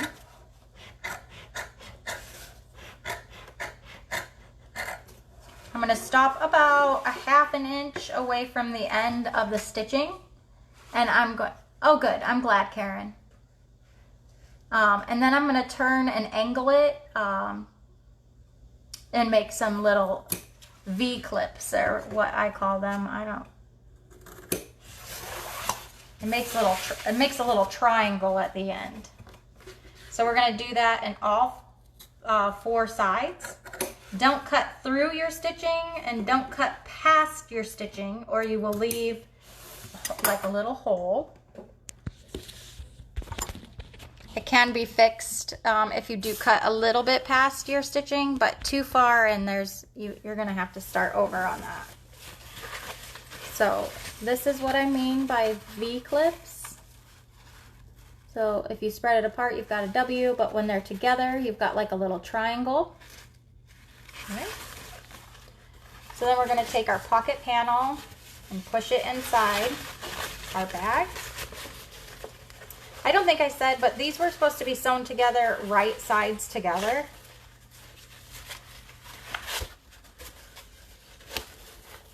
Okay, so what I like to do after I push it through is just like pull on it. This is the pocket panel. I'm pulling on that, making sure it's all kind of like straightened out. And then I'll come back to the front and press that.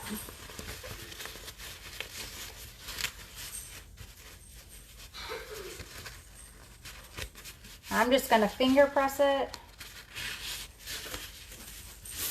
And then if you get like any crow's feet, as Helen and I call them, because they match, I've got crow's feet. So I just kind of like pull them out and kind of like smooth that out.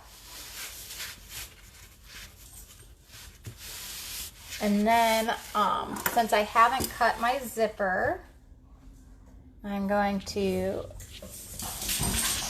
come over here and cut my zipper. My work table is a catastrophe right now.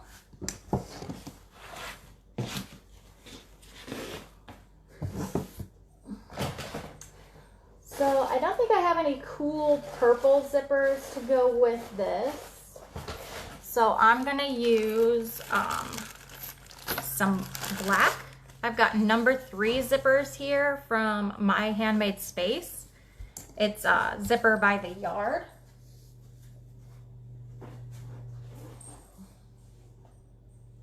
I don't remember how big my pocket was, so it looks like we got 12 inches here. So I'm going to cut 12 inches of tape. And then she sends, you can buy pulls with them, number 3 zipper pulls. They're super cute. They're really tiny. I love them.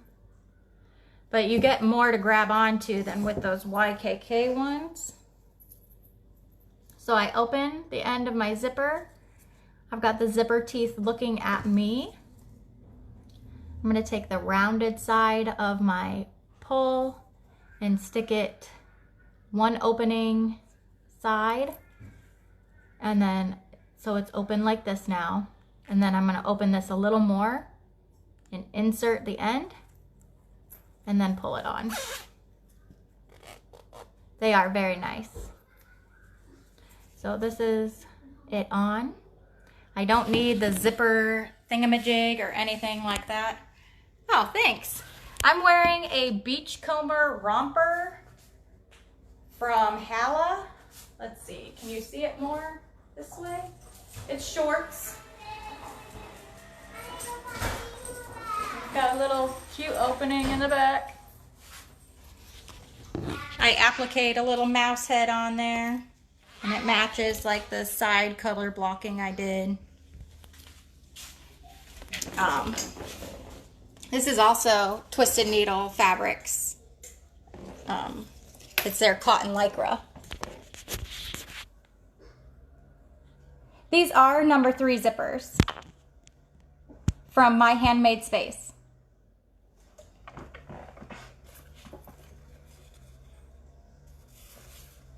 It is very nice and very comfortable. The only thing I don't care for is that I have to like fully undress to go to the bathroom. But I mean, I'm in the bathroom, so it's not that big of a deal. I think you can put snaps on. I think she has an option to put snaps on the bottom, but I also don't think I would care for snaps sitting there. Just be uncomfortable for me, I think. So you can use double-sided tape and tape your zipper on. I've had more luck lately just winging it. So I line up my zipper tape in the center of my hole, making sure I have extra tape like to go towards the end of the pocket.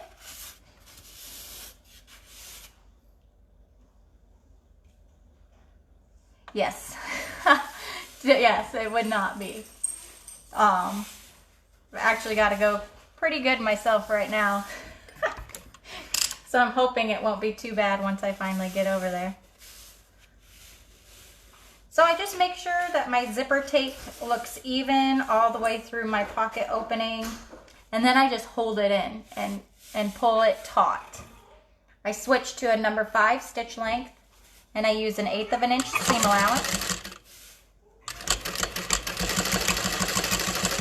You can use pins, double-sided tape, fabric glue. If you use fabric glue, please be careful because that glue will squish out and then it'll be shown from the right side of your fabric. I actually hate using fabric glue for anything. Did I run out of? No, I didn't. Okay. Thought I might have ran out of bobbin. Okay, so I stitched across the top, down the side. Now making sure everything's still lined up, I'm going to stitch across the bottom.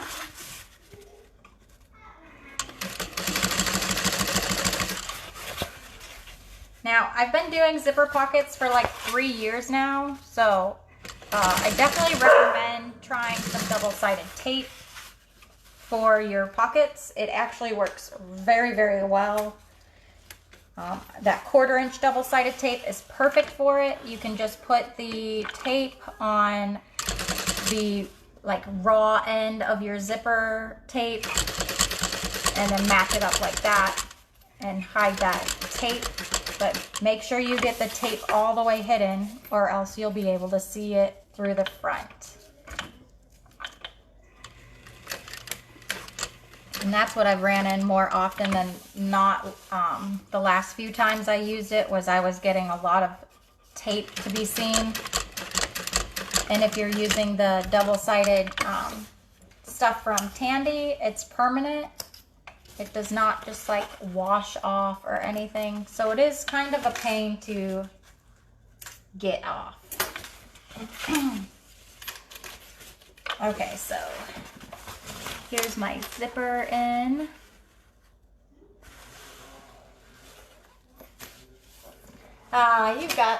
If you've got a body, you can wear a romper. That's how I feel about it, at least. But this is my only romper I have, because I was very, very, very nervous to wear one of these. I thought it would look more like a sack of potatoes than anything. Okay, so I'm just clipping on my back pocket now, making sure those memory hems from earlier are pressed back up in place. I'm matching all my corners.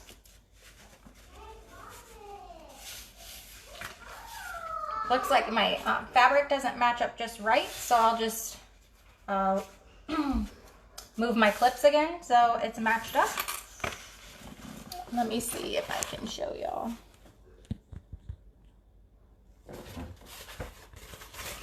So ignore whatever that is. It's the back side. So it's all clipped up and matched up, or mostly matched up. There might be some overhang, but it doesn't matter. It's just a zipper pocket.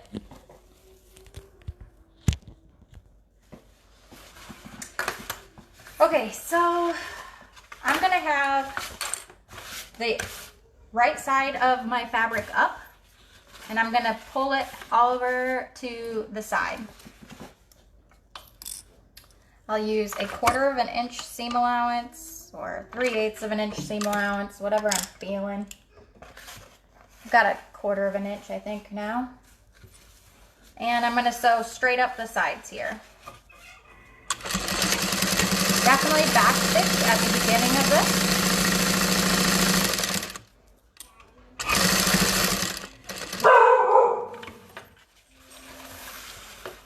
Then we're gonna pivot, and I'm gonna move my fabric and fold it out of the way. Again, I've got like some overhang, it's whatever, no big deal.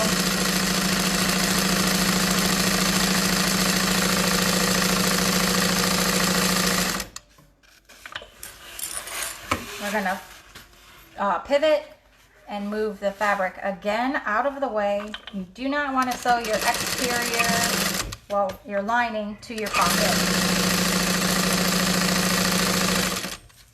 Make sure those hems are pressed up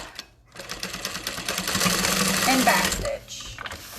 We're turning our pocket through the open, or we're going to turn our bag through this open hole, so do not close this. I like to open my zipper pocket now. I also put a hang tag on the inside of my bags, and I like to put it on the zipper side. These are my little hang tags. It's got my business name, where I make it, and it's got a little blurb about meeting and how you should take care of your bag. So I will take this, and it's a fold over tag, so I fold it, and I'm gonna baste this on. I used a 3-stitch length there. It just doesn't matter for that part. Okay, let's see. I think she does a slip pocket next. All right. That was this really big piece over here that I tried to use earlier. So we're gonna fold this in half hot dog style.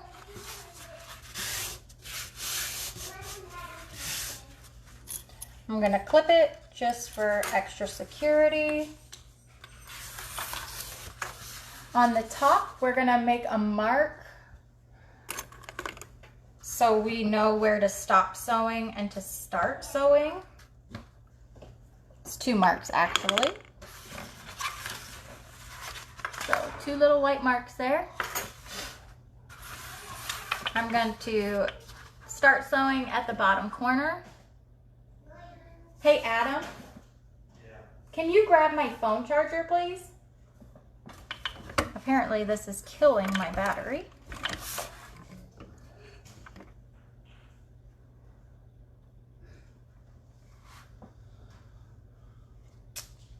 Oh. Okay, so anyways, I'm gonna start at the folded part of the fabric. I got a 1/4 inch seam allowance here and a 3-stitch length. Gonna make sure you back stitch at the beginning and the end.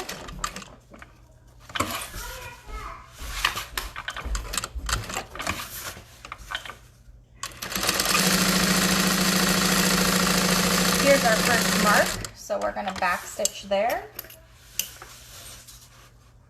Thank you. And we're gonna start at the next mark. Back stitch. I went too far for that corner. So we'll just back it up a little bit. No big deal. Uh-oh, did you unplug the computer? Oh, my back's done. Put it. I'm gonna need that.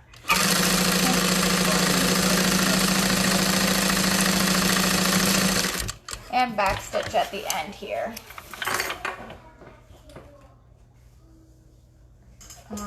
This is, I appreciate that. Yeah, I have to plug it in down there. I think there's an outlet hole right there. Faye, come plug this in. Little. Needs to go in that white one all the way in the corner there. Your curl? Very nice, sweetheart. Is that your computer? Yes, it's my computer. Does that look like it? Okay. There you go. Okay, you want to put this up? Go underneath here. Under it. Under it. There you go. All right, excuse me for just a second as I'm trying to plug in this phone. Thank you, dearie. Excuse that. All right. There we go. Sorry, everyone. Now I gotta find somewhere else for this to rest.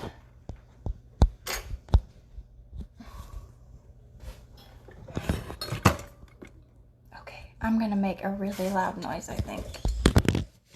All right. Whew. Get it together. All right, is this okay here? Maybe?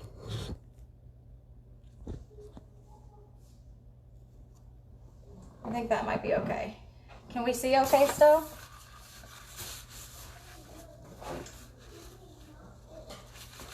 Okay, I'm gonna clip the corners of this pocket.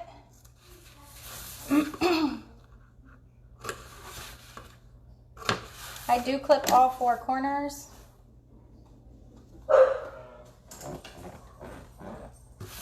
Yeah, okay. I need all the helpers. Okay, great. Okay, we're gonna turn this pocket through the hole we left. I like to try to push out my corners as I'm pushing the pocket out.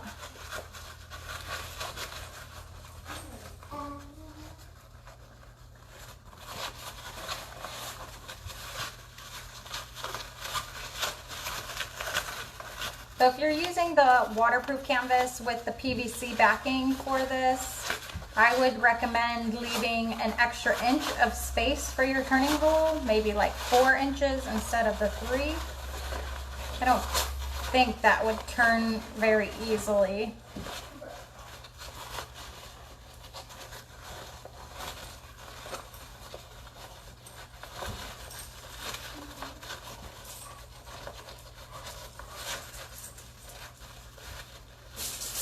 Okay, I've got a little, what size is this? A 3.75 millimeter crochet hook. That's what I use to poke out my holes. Sorry, my corners. Poke out my corners. It works pretty nicely to give me a good pointed corner. I've also used dull scissors, a screwdriver, pens. Can make it work. Okay, again, I'm just gonna like press this just a little bit with my fingers and tuck in the edges of the turning hole we left, and I'll clip it. Now usually people close this part with their top stitch. I don't like using that area for the top of my pocket, so I do it on the bottom and just catch it when I'm top stitching around. So we'll top stitch the folded edge so we get a nice clean look on the top, and if the bottom's a little bit crooked or something like that, it's hidden on the bottom.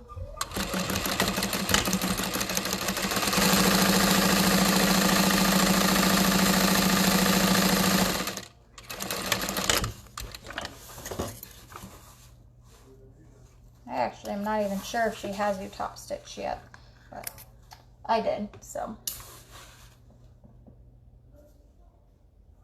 Oh, good, I'm not the only one.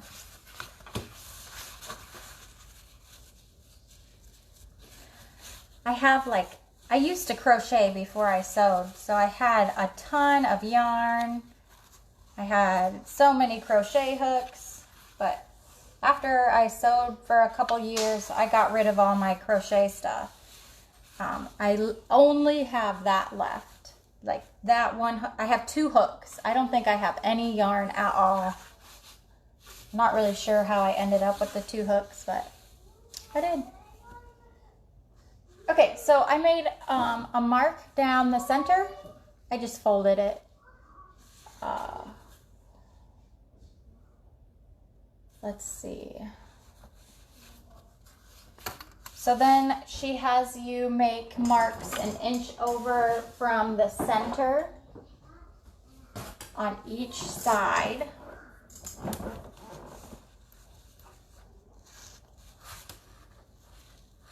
So, of course, they always have you make like a mark all the way up and down your fabric, and then it like never comes off. So I'll just make small little markings. Again, using that water soluble pencil I showed earlier.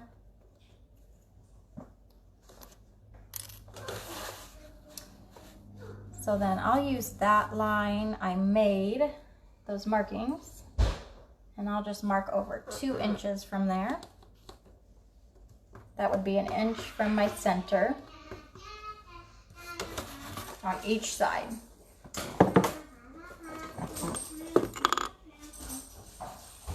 Yes, it's definitely hard on my hands. I have a cyst in my wrist, and the cyst would pop out when I would crochet too long, which wasn't very long at all. Okay, so I just folded this. This would be the wrong side of my fabric. I folded on the marks, wrong sides of the fabric together. Okay. And we're going to stitch down this line. says edge stitch. So I'm gonna use an 1/8 of an inch seam allowance. And I'm just gonna use my 5 stitch length since I already have it on.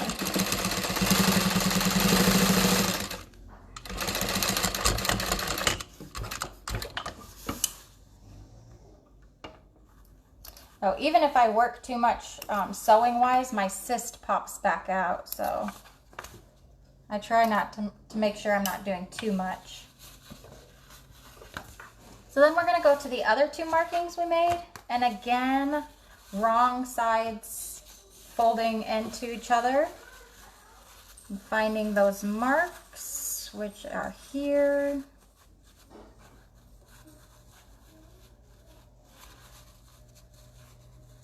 Looks like one of my marks ended up being a little crooked. It doesn't matter as long as you keep your pocket straight.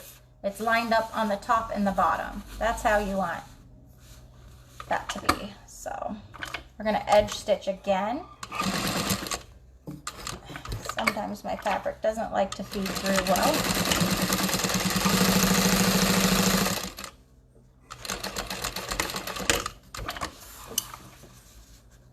And I think that's because I use the zipper foot all the time. So it doesn't grab my fabric like it's supposed to always.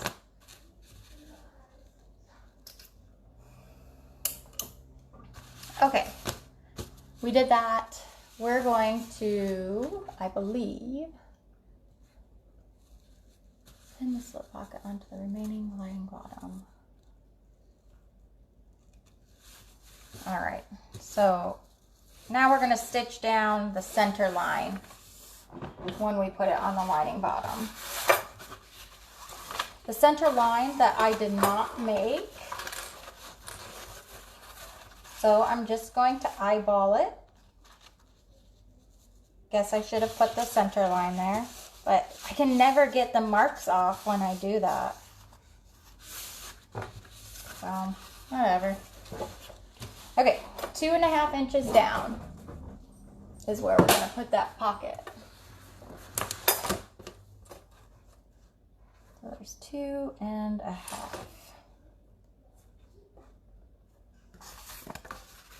The pleats should be facing up at you. Ooh, tendonitis. That sounds miserable. I'm going to find the center of my pocket. And I am actually going to put a pin in this. I hate using pins, but I just don't want this to go anywhere.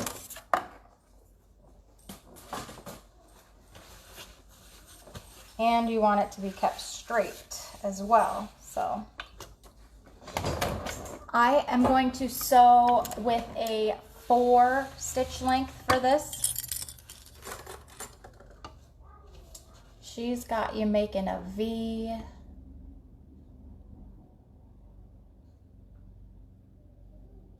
Okay, so we'll start over in the left-hand corner of the pleat, sewing diagonally to the center mark. So I'm going to come and backstitch, and then here's my center.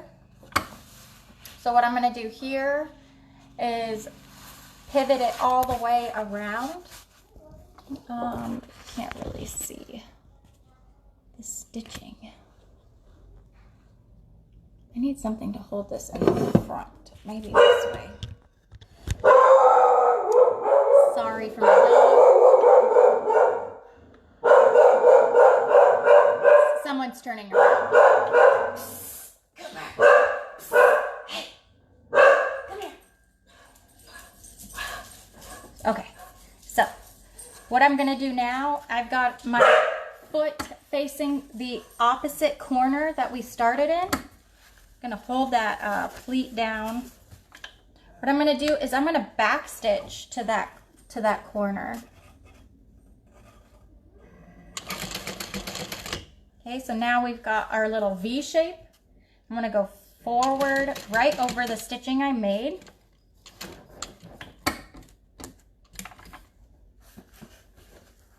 And then pivot to come straight down. But before I come straight down, I'm gonna back stitch again, straight up, and then come all the way down. Again, I'm eyeballing this. So hopefully it's rather straight. From here, I'm going to lift my foot and bring my pleats in towards my center. Drop my foot back down.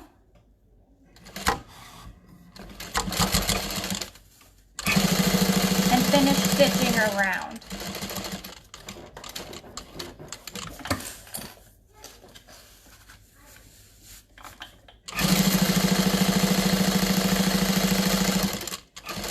And back stitch. I like to do this a few times so that pocket does not rip out or anything right there. Next time I do this bag, I would start on this opposite side probably, just so I wouldn't have to stop stitching at all. Hopefully. So I'm just folding that pleat over to the center like we did on the opposite side here. Holding it all down.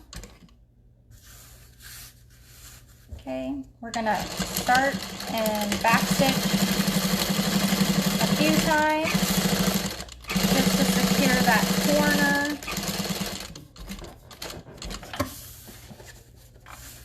Hold down your folded pleat here in the center.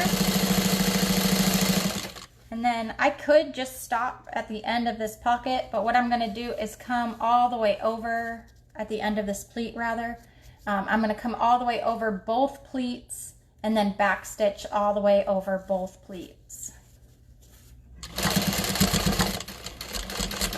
So I made it all the way over both of them. We're going to back stitch over both of them. Just for added security there as well. So kind of hard to see the black on the black here. But there's your pocket. And it's got the V in there.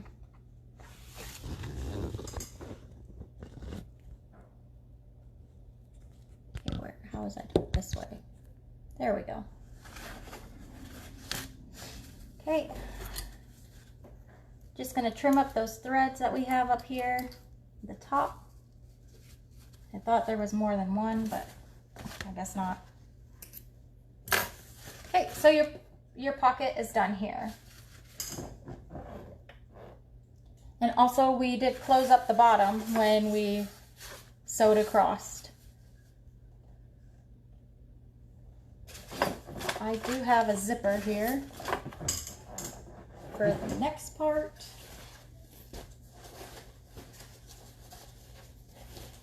It is somewhere.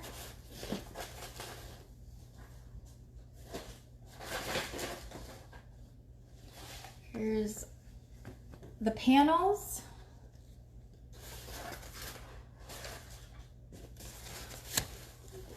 Maybe it dropped on the floor. Yes, it did. Okay. Sorry. Now I've got a number 5 zipper here. It is 18 inches long because it's continuous tape.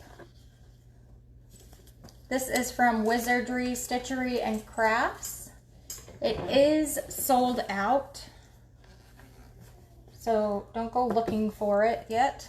But she just opened a pre-order for it.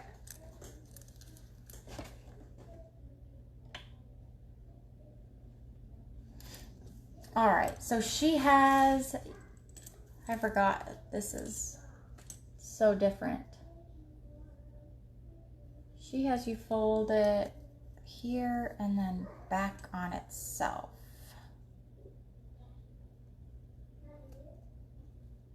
You know what? I'm just gonna do this regularly because this is zipper by the yard and it doesn't have the teeth pulled out like it does in her pictures here.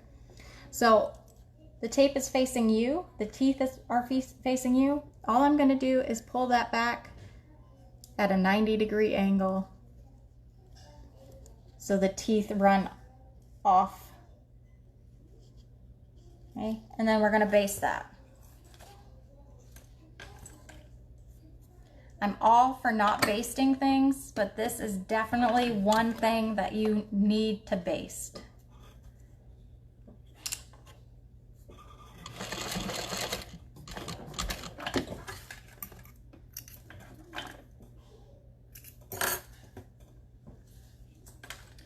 Okay, so then I like to pull my zipper pull to the top so I can make sure that my folded over side on the opposite side is the same, like distance down. So my zipper stops at the same area. Does that make sense?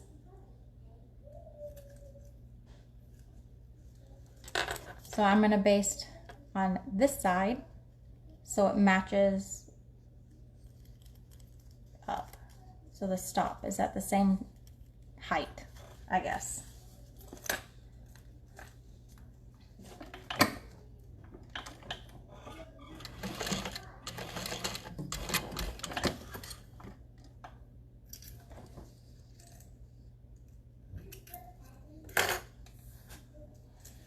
Oh, I love this tape. Okay, so then we're going to fold all of the short ends in a 1/2 inch at the ends only. So we'll have 4 folded edges. Let's see, which one is this one? Not the right one. Okay, that's the top. So what I did for mine is I cut 2 of the lining ones and 2 exterior ones.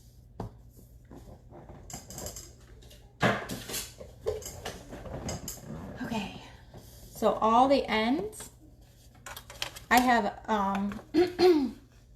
whatchamacallit, directional fabric. So I need to make sure to use the bottom. We're gonna fold that over a 1/2 inch. I'm using that Dritz Easy Hem again to just fold it over the edge, like so. And then I'm just gonna press it with my fingers and add a clip, just for fun.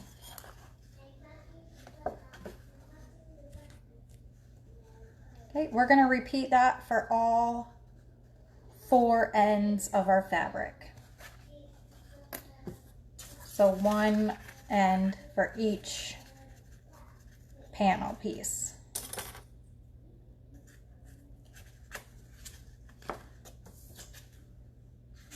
And make sure you're folding to the wrong side.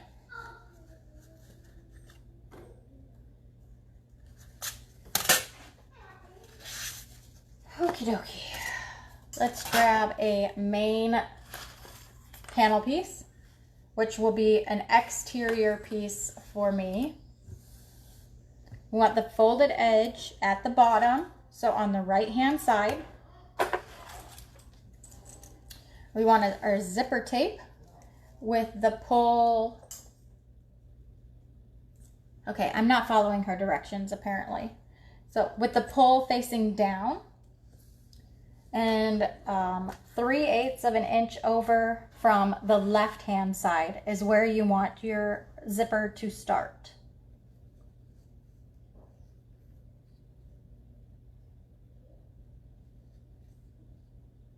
So there's my clips.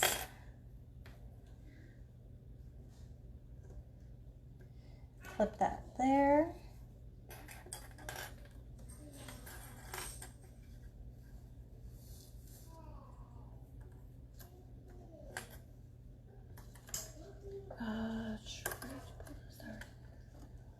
1/8 of an inch seam allowance. And you will sew over that folded edge. So keep that edge folded. Okay, so here you can see I have a gap. It's my 3/8 of an inch, and then my point is at the 3/8 of an inch mark. I clipped it all the way down, and we're gonna keep that edge folded and sew right over that. So I'm gonna start at the back, well, the bottom rather. Do not sew past your folded edge. With an 1/8 of an inch seam allowance and a 5 stitch length, I'm gonna baste my zipper in place.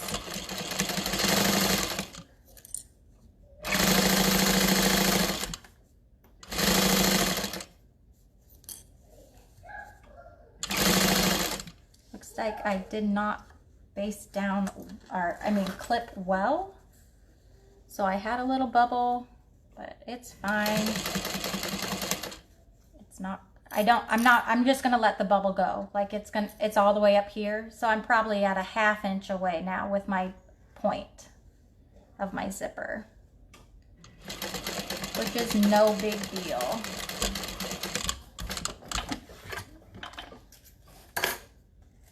Okay, so that's basted on.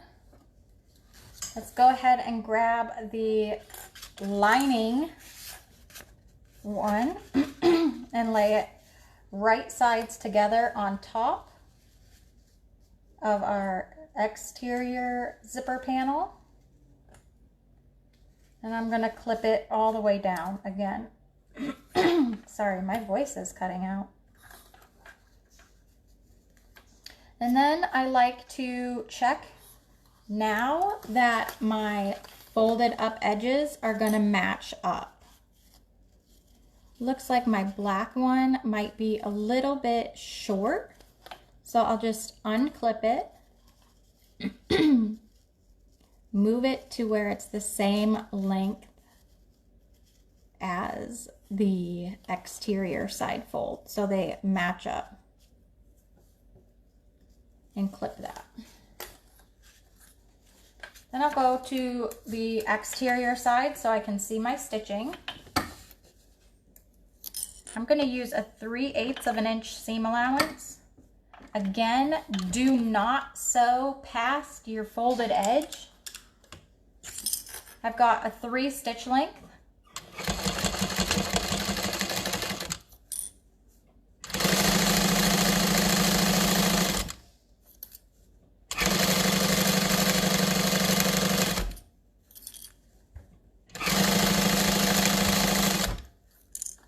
I'm going to move my zipper pull.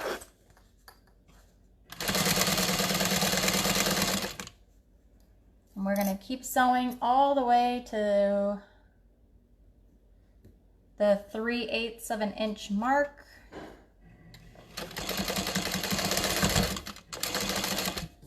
Or where you think 3/8 of an inch is, which is not there. There we go. And then we're going to pivot and sew down.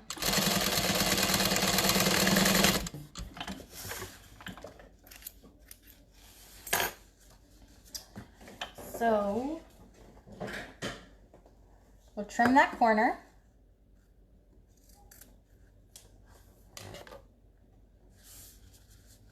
Gonna unclip if I had any clips left over. I want to trim my threads so they don't get in the way later.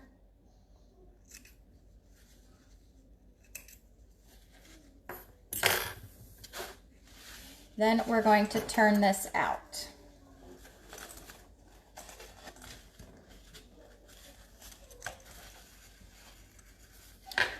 Get your poker tool.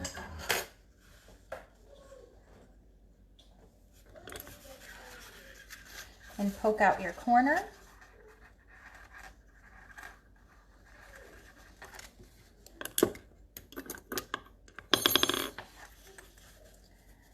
Then we're going to top stitch around this. Try to press over your fabric. You can use an iron. Just be careful of your zipper. They say they melt or something. I don't know. I've never had a zipper melt, but maybe they do. I've had a zipper melt with fire, but never with an iron. Anyways, go to a 5 stitch length, an 1/8 inch seam allowance. We're gonna go up, pivot, make sure everything's pulled smooth.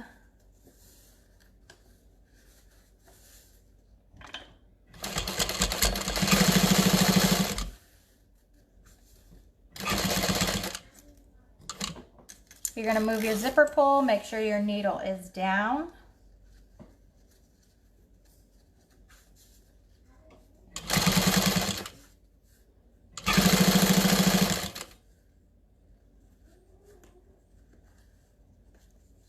I'm realigning my folded in edges over here.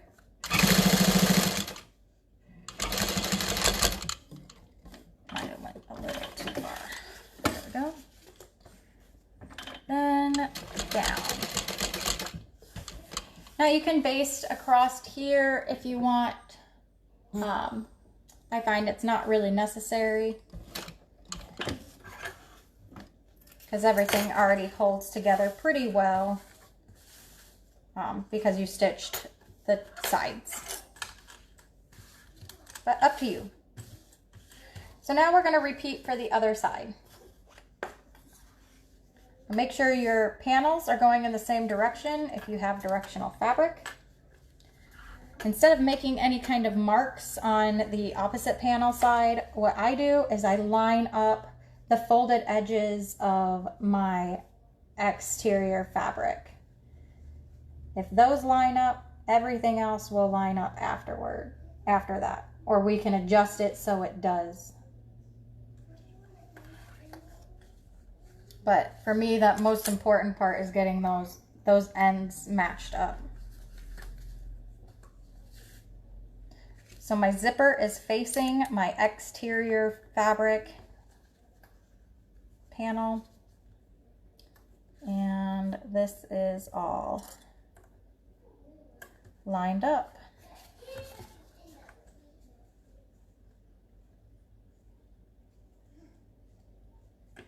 Okay, so I'm going to baste with the zipper side up.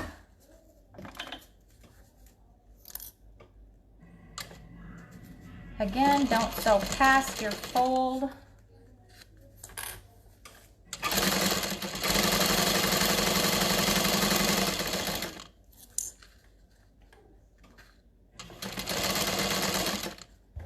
I'm going to move that pull again so I can keep everything nice and straight.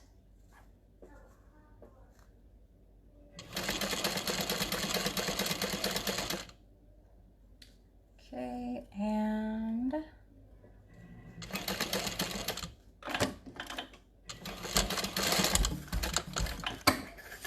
oh, almost did.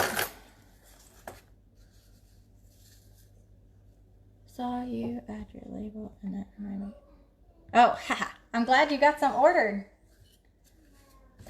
I'm gonna have to order new ones again soon.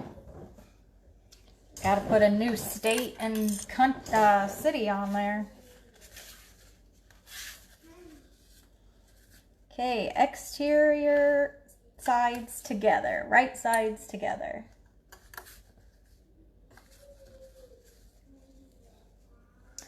The fold now at this end is definitely off. So I'll just unclip it like I said last time. And I'll just refold it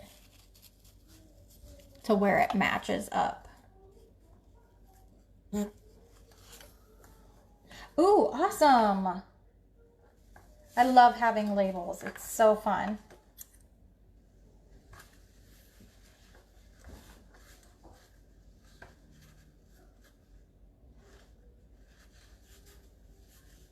I don't know if anybody really cares that I add them or anything, but it's just like a nice little extra for me. All right. Should trim these. Okay.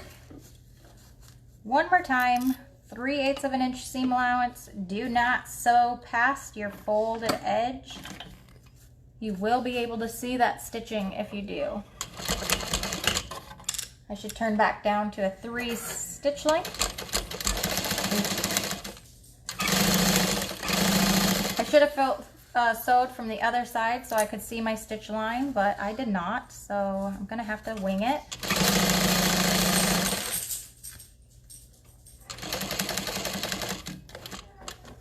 I've reached my pull, so I'm just gonna move that again.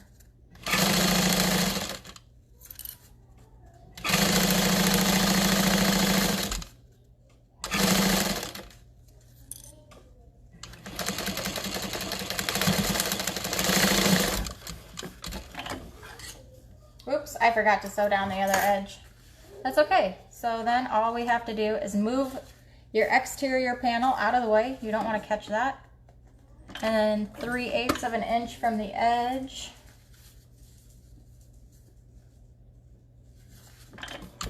We'll stitch down. No big deal.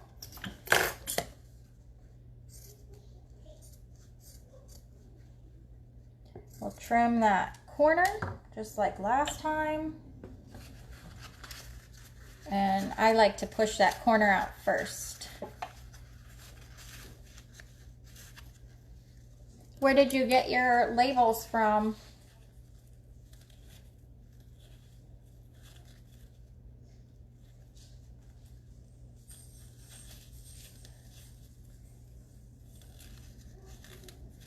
I use like clothing labels, so I don't think anybody uses the same person I do.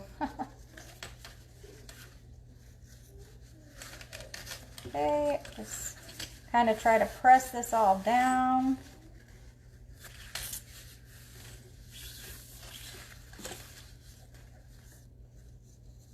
I can't ever remember my label person's name either.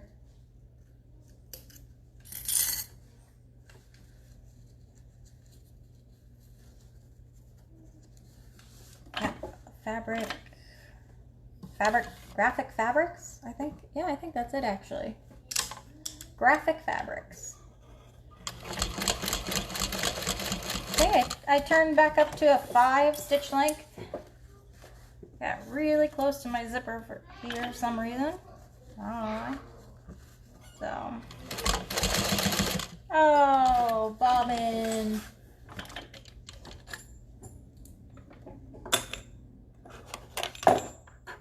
I guess technically I won bobbin chicken with that, but I didn't realize I had won bobbin chicken again. So then I kind of lose.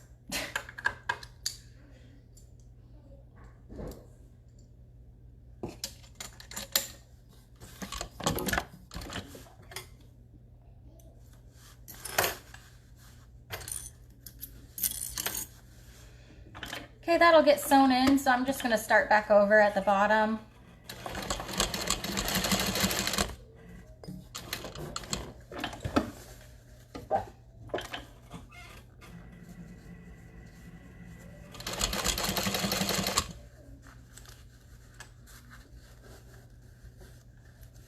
Just making sure it's nice and straight. I'm going to pull that zipper pull all the way back to the beginning.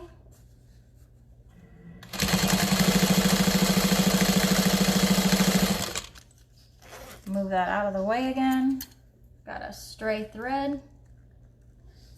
So I'll clip that.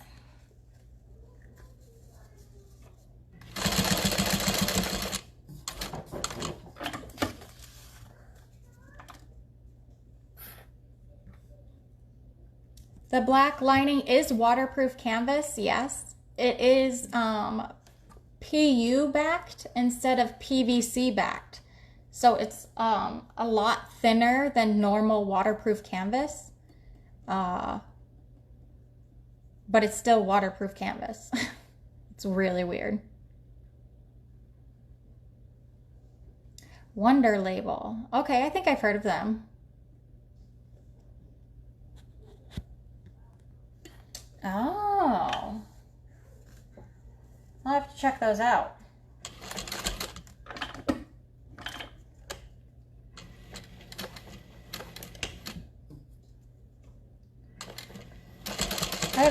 I have a skipped stitch right there.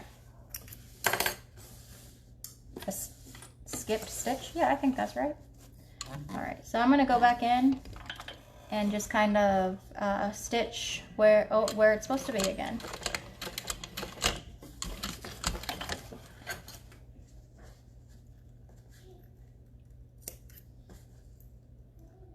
I'll show you it before I clip it down anymore.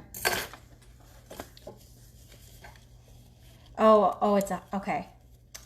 Karen, I should remember that was you. So here's where my stitch skipped. Right there. So I didn't have anything right there. So I just back stitched and then sewed back down. And then when I just sewed again, I just sewed these 2 stitches and back stitched again.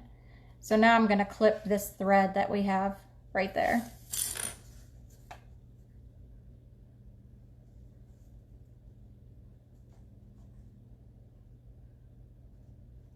I'm not really sure why it did that, except that I pivoted, so maybe it had something to do with that.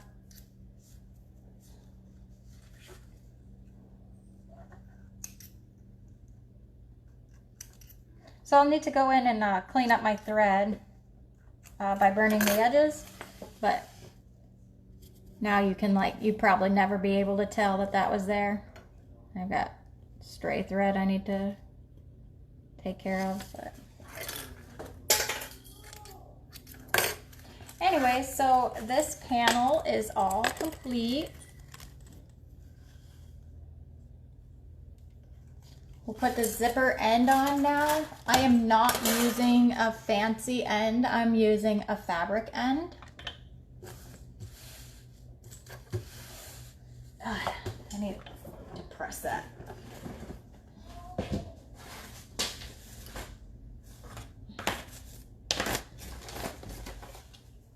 Okay, so here's my fabric end.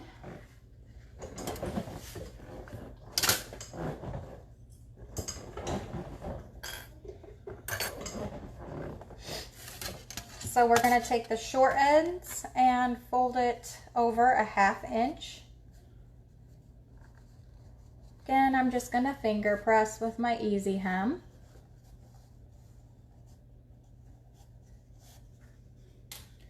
Ooh, iron-on labels. That's awesome. They say like your business name or something on them, or is it just like a generic handmade kind of thing? Okay. So then we're going to take the opposite ends and fold it in half.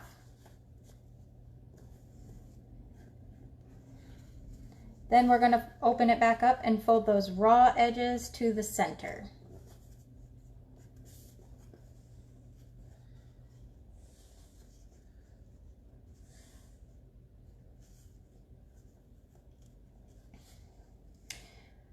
Sometimes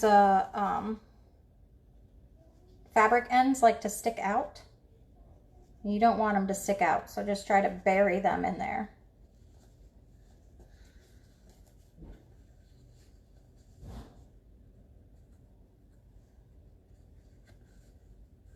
Okay, so you should have, let's see, this is 1.5 inches wide now. And it is currently like almost 3 inches long. And we're gonna fold it in one more time on itself. Whew, that is thick. Should not have used the interfacing on the canvas for this.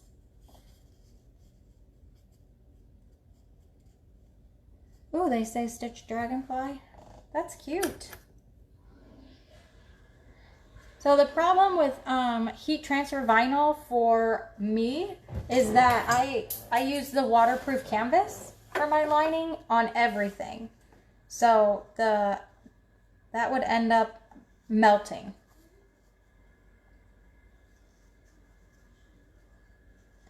And if I used it on the exterior, I usually use vinyl. So I would end up melting my vinyl just because I would melt my vinyl. So I'm pushing my zipper end all the way inside here. You can heat seal the end of your zipper if you want. I find there's no need to, especially when you're putting on a fabric end like this, because you're going to sew over it in 2 different spots.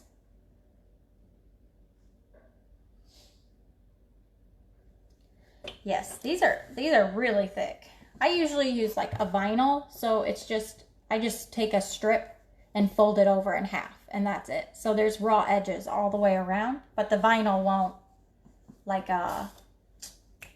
you know, shred. It won't, what's the word I'm looking for? It won't come apart. I don't know. All right, so I'm going to use 1/4 inch seam allowance because I know my machine is not going to care for this very much. And it does better with 1/4 inch seam on these thick sections. So I did not backstitch at the beginning because I will sew over it. So keeping that 1/4 inch seam allowance, we're just pivoting around all 4 corners.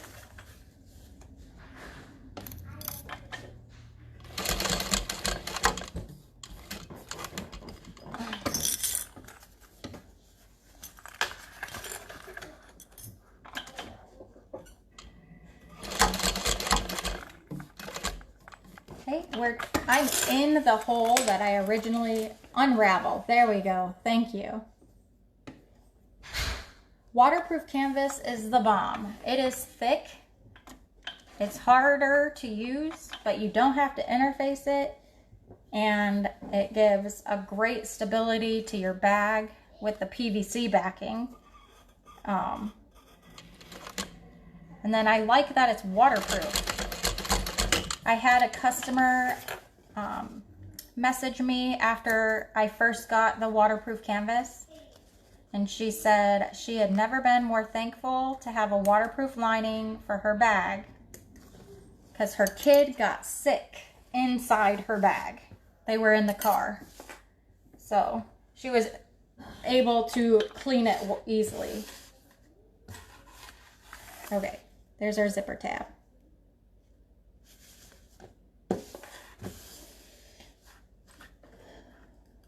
Alrighty.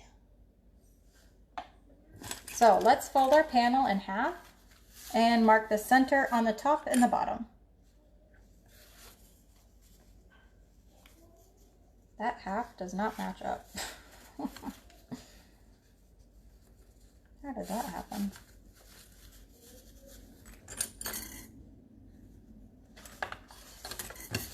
Okay. Then we're going to grab the one with the zipper pocket, which is all the way over here now.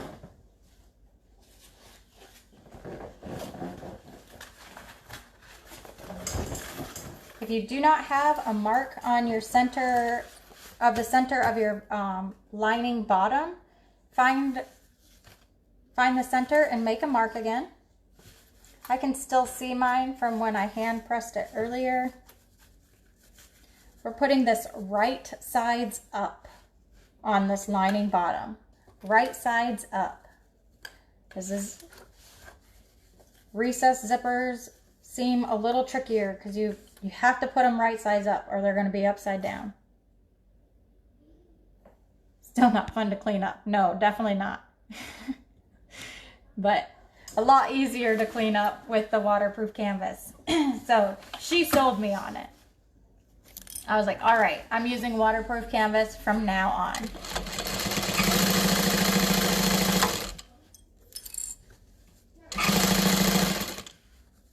Okay, so I'm basting this 1/8 of an inch seam allowance.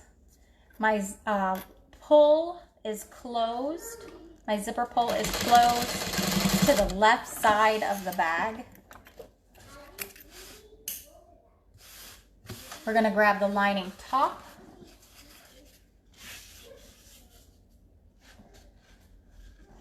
Put it right sides together with the lining bottom. Match it up, all the raw edges, so you have a sandwich. Do not eat this sandwich.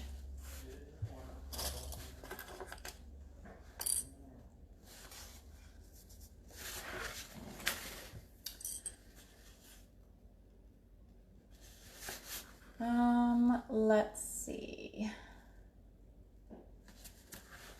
It says you're going to use 1/4 of an inch seam allowance. Now I basted this on with 1/8 of an inch. So I'm not going to flip it over and try to stitch over the lines I already stitched because I did not stitch the correct length. But this allows me to hide my stitching this way. So.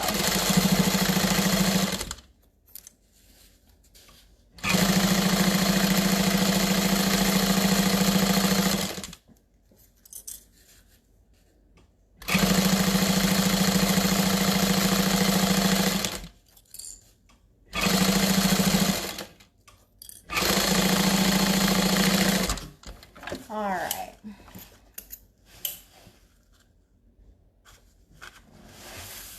So we're going to press this upwards, just the top panel towards the top. The seam allowance is facing the top, and then we're going to top stitch through this. Pardon all my clips. Make sure to change your stitch length. I'm using a 5. We're going to top stitch on the top panel.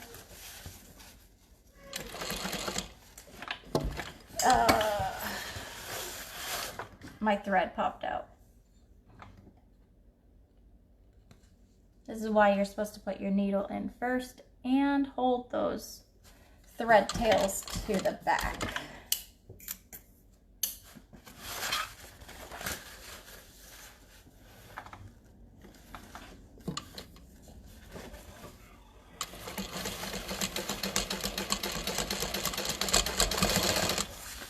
When you're sewing on your zipper panel area, make sure everything's still facing up towards the lining top,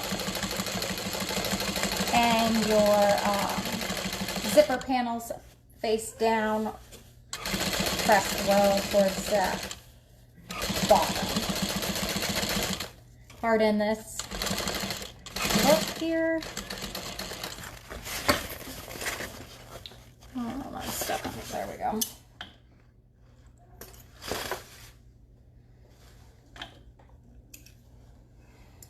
Okay, and that's why I didn't bother base stitching these ends, because you're just sewing it right in, so whatever. All right, we have the other side already marked with our center. Our other lining panel should be marked, and you're going to match up those centers with your panel still right side up. Your zipper panel is going to be looking at you. I cannot stress that enough. I have sewn mine in upside down and not realized it until the end. My bag was entirely done, and it still sits in the timeout pile today because I do not want to rip it all out. Okay, basting with 1/8 of an inch seam allowance, still a number 5 stitch length.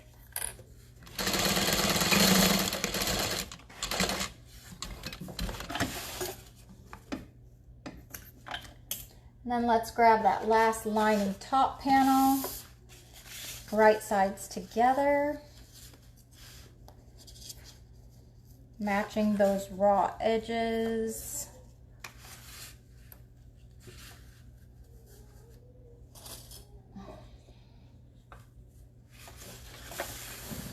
And 1/4 of an inch seam allowance. I'll go back down to a number 3.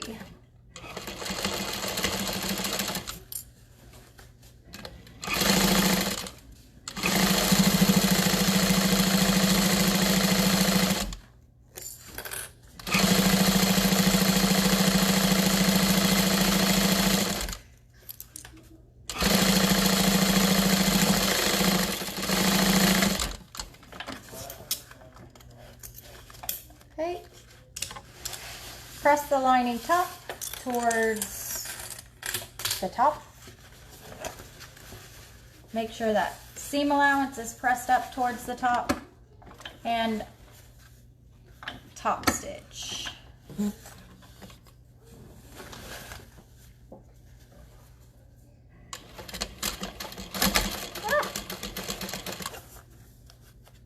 Okay, everything's fine.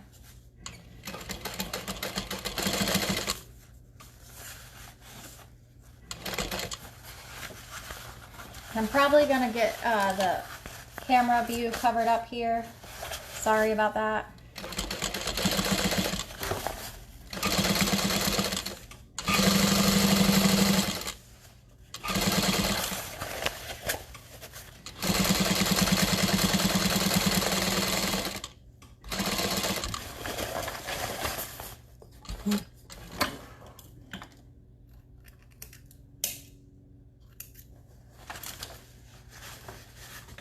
Okay, so this is kind of hard to tell.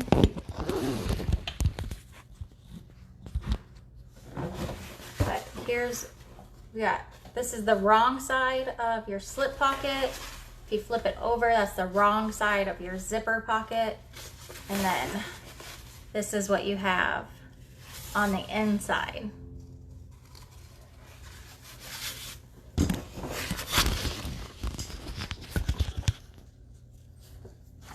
Okay, so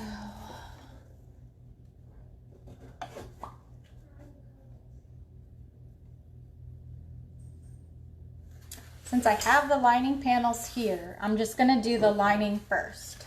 So I'm going to tuck my zipper in so that doesn't get in the way, and I'm going to match up the side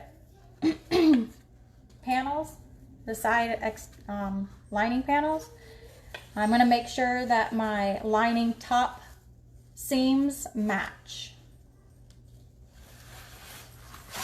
And then clip at the bottom. These are right sides together. The lining top panels match.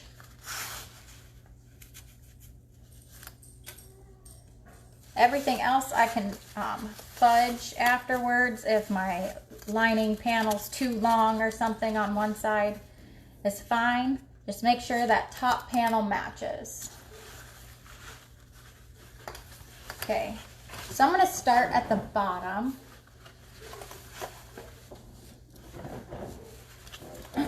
On this one, we're going to do a 5/8 of an inch seam allowance, which for me on this machine is the other side of my screw. So I use that as my guide. I'm down to a 3 stitch length.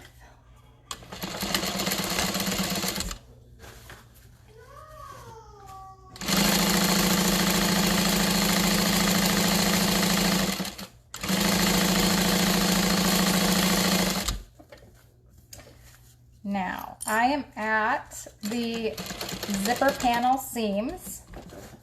I'm going to decrease my stitch length now to a 1/2 inch.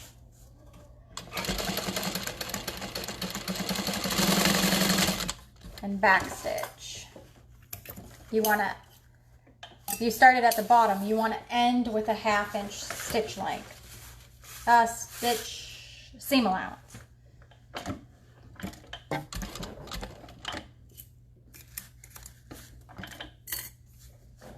Okay, so on the opposite side, I'm going to start at the top.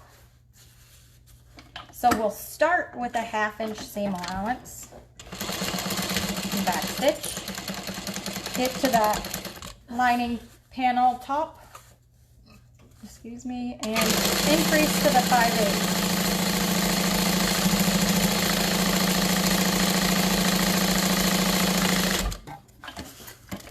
Okay, friends, I cannot make it any longer. I really have to go to the bathroom. I will be right back.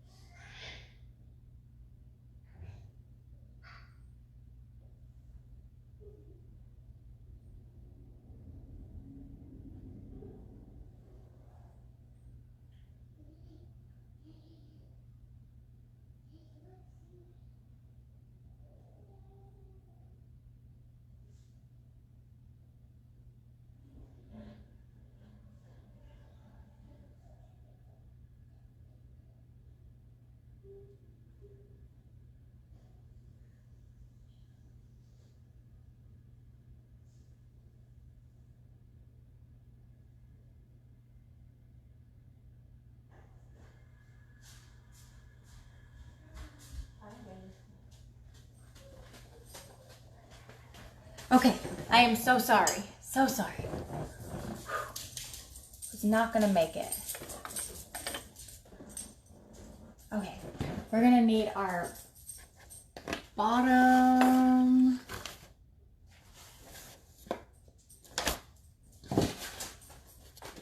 Here it is.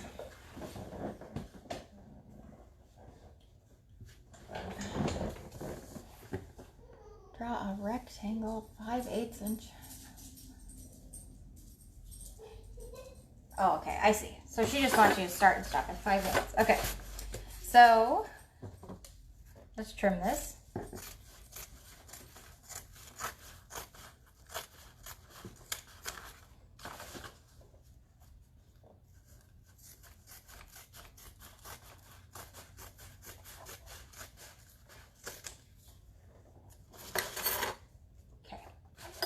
So I'm just going to open up the bottom here, and I'm going to find the 5/8. Yeah. I should have went earlier, but it's all right. I probably would have had to go again by now. And I'm going to make a mark 5/8 of an inch away from the seam.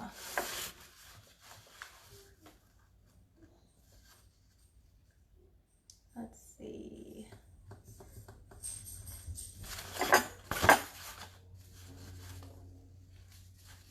We're going to do that on both sides.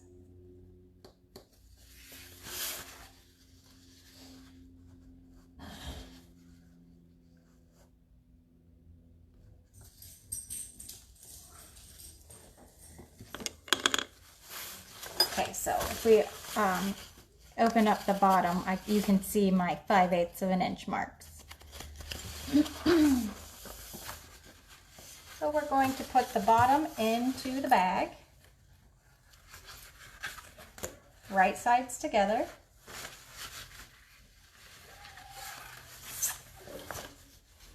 My bottom does not match up.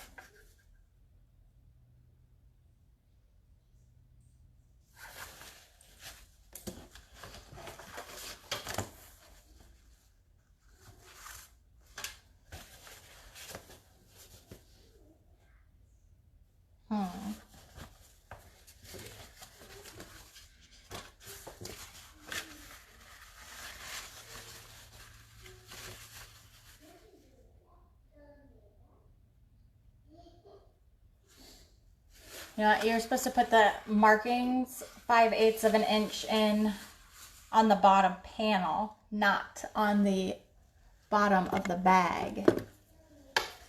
So let me do that.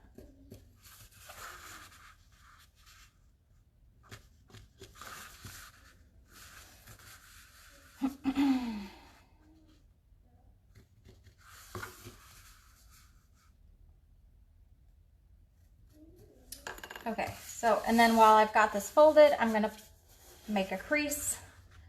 I can see the center marks on my lining fabric still, but I'm gonna put a clip there just so I can see them a little bit more. And I'll put a clip on each side of the center of the bottom panel. And now we'll match those clips, right sides together. I like to do the one side. Oh my Lanta, you were supposed to put it on the wrong side? All right, we'll get this, it's fine. It's fine.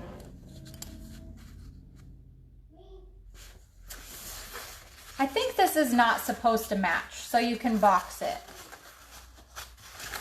That would make sense.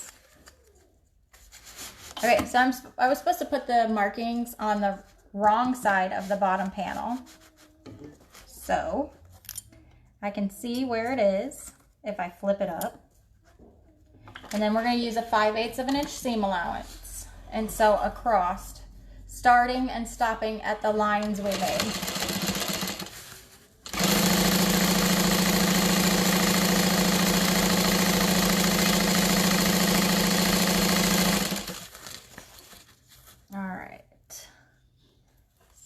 What I'm gonna do is put the clip on the other side of the 5/8 of an inch mark.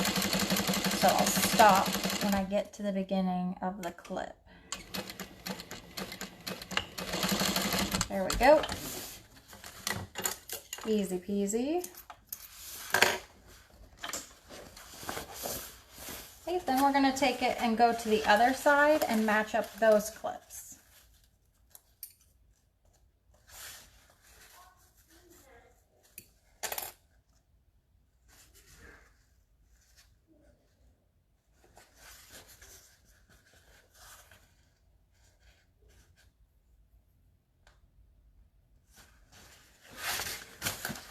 And on this one, I did it the same way as I ended it. So I put the clip on the beginning side, so I can start and stop at the beginning of my clip.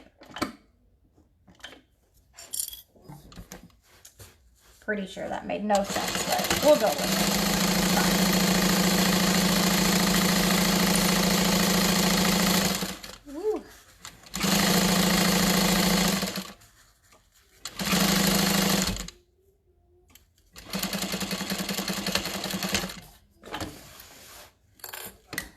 Okie doke. So those are done. We're gonna box it. She has a clip into the seam. Sounds good.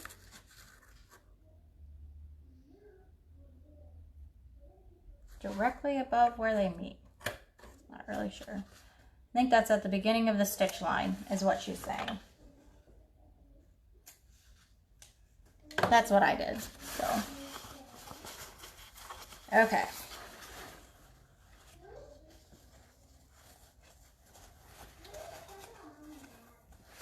So I just, sorry, I did that off screen.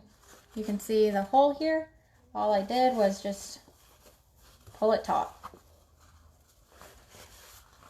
That's it, and it's boxed. So I'm gonna stitch from the top so it stays smooth-ish.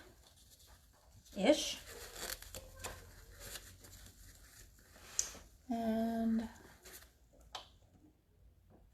this is supposed to be a 5/8 of an inch seam as well. And you're supposed to start and stop where you stopped the last time.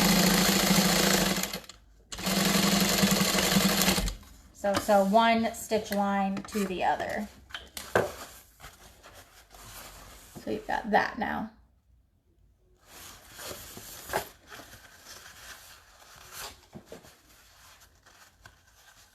I've made the Everyday Tote quite a few times, but this is only the second time I've made it since she's updated the directions. Like, And she updated the directions at the end of 2017, maybe? I don't know. I haven't made it very much since then.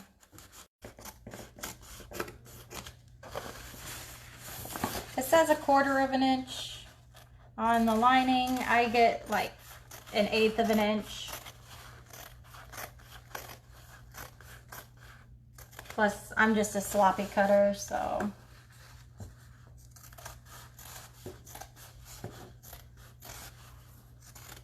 On the exterior though, if we trim it down, I probably will. I definitely try to make sure I keep that 1/4 of an inch seam allowance so you can have a little bit of stress on those sides without seeing all the threads.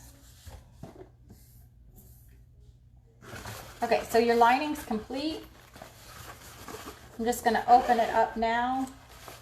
Double check to make sure that your lining zipper pocket is open.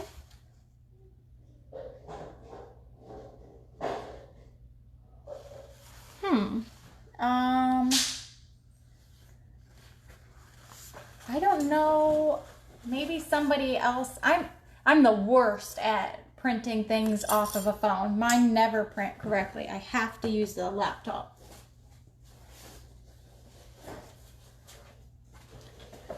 Are you opening it in Adobe Reader? I think I read that somewhere that can cause an issue. If you're only opening it from the download area, it prints wrong. But if you open it in Reader, it prints right. Sometimes. I should put a tag on here, but I don't want to cover up any of this pretty fabric. Oh well, she won't get one. It's fine. Okay, we're gonna match up the exterior sides just like before. Hey Trish.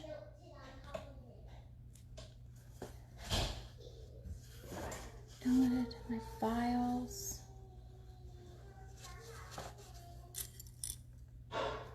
Do you have any extra settings on by chance? Sometimes I have like a poster setting on.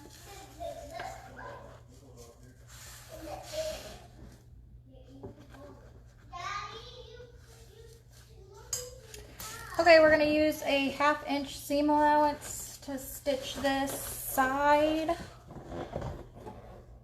Let me make sure we're going all the way up and down before I get wild. Yes. 1/2 inch seams. Got a 3 on. Yes, almost done. So excited.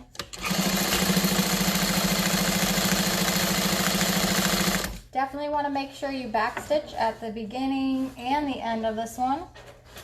Sorry, I got my handles wrapped around my chair.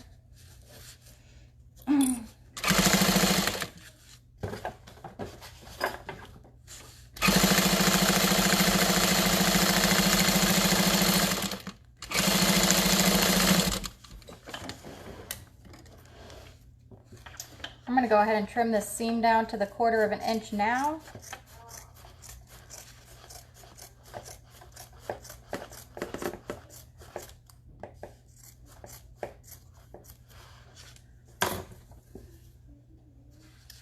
I'm going to open it real quick to make sure I caught everything, because this is all sorts of wonky. Like all sorts of wonky. I don't know what happened here. So let's see.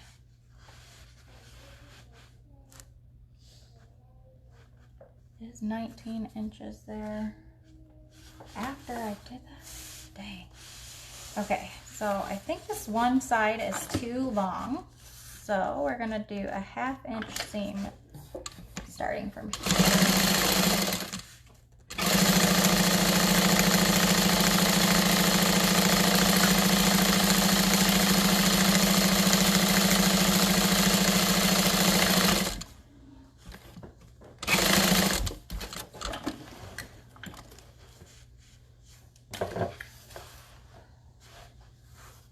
think that's a straight line.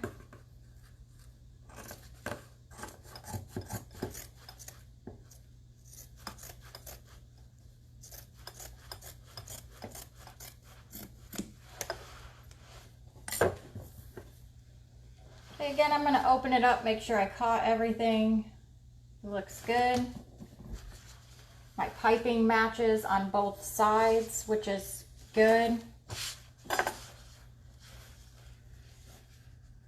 It is not matching on the bottom, which is fine. So you won't be able to really tell the bottom one so much. Okay. Thanks.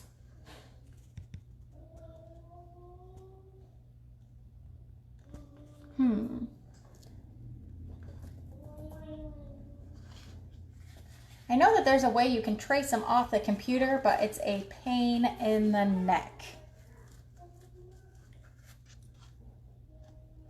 Like, you have to make sure the 1-inch box is 1 inch on the screen, and then you can trace it onto your paper.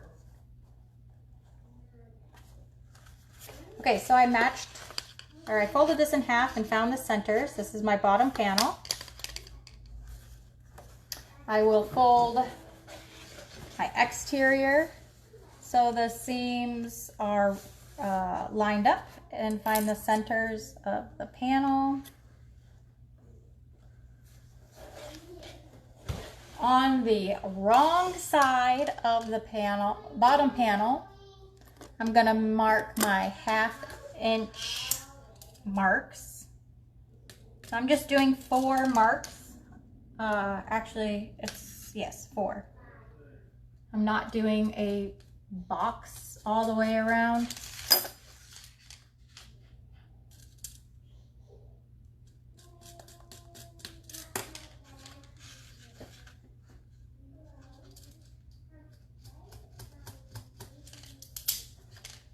Okay, so just have,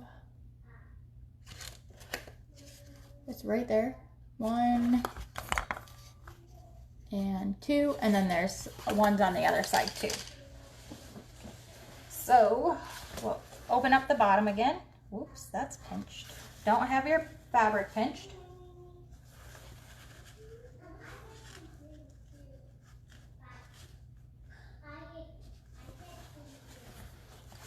Okay. Match up those clips.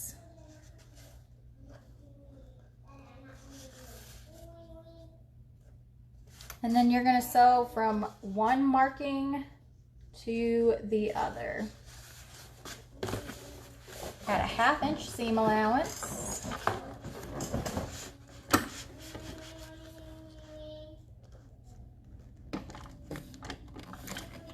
Still got a 3 stitch length.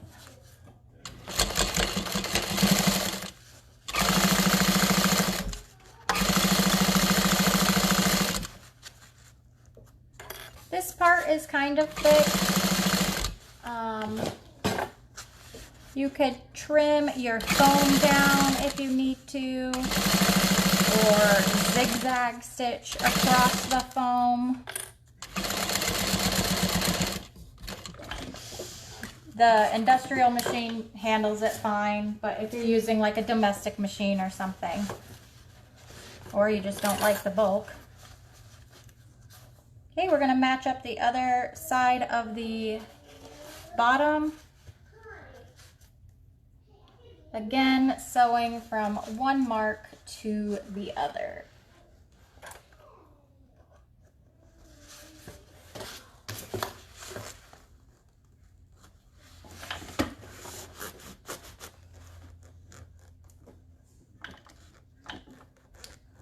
Make sure we have a 1/2 inch seam allowance.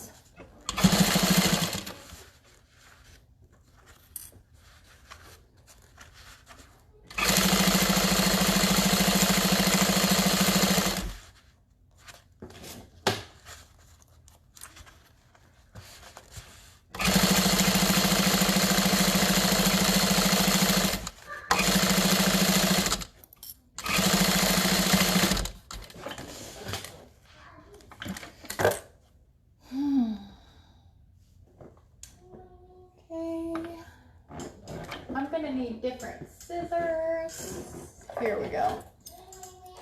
My other scissors are too dull to actually cut through this. So are these apparently. So I'm cutting like right on that mark we made. Up to the stitching.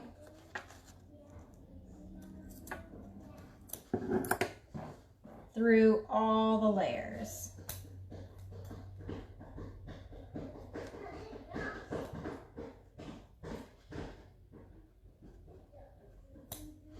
I don't know where my good scissors are. Okay, so again, the same thing. We're just gonna like push this together. Make it flat.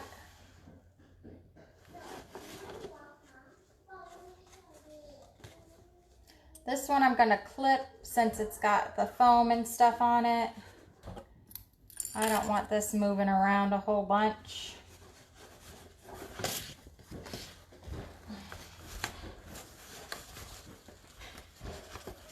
I'm just laying the bag over onto itself.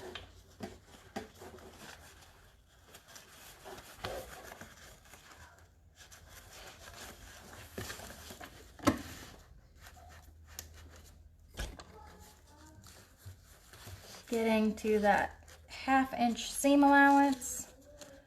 Remember, you're only supposed to be sewing from that other stitch line.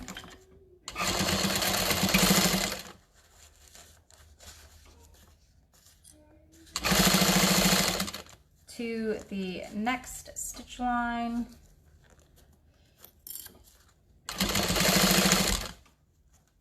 I've got, this is gonna pinch here. We'll have to see what this looks like. I may need to fix that.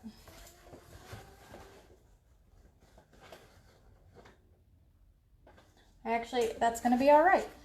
So we'll leave it there. Okay, and we're going to do the other side. So just pulling this flat.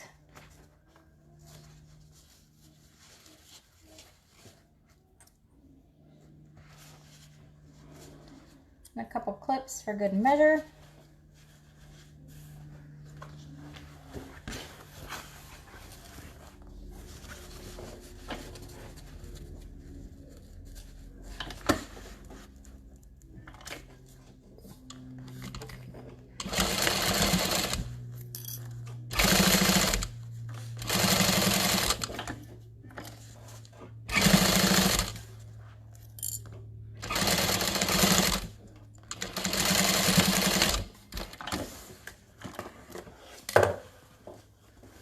I'm going to check to make sure it's not pinched. Looks all right, hopefully. We'll trim the seam allowance.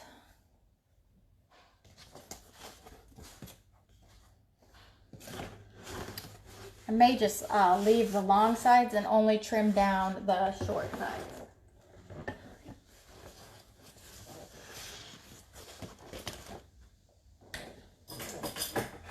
I sometimes set things in the weirdest spots. I don't know.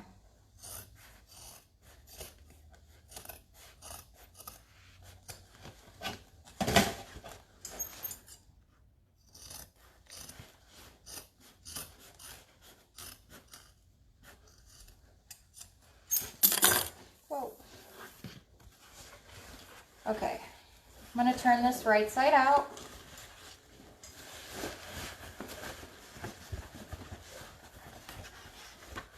And then really get to inspecting it.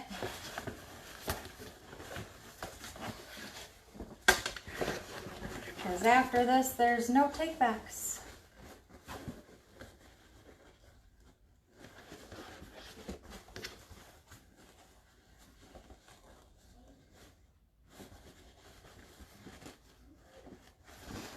I think my box corners are a little bit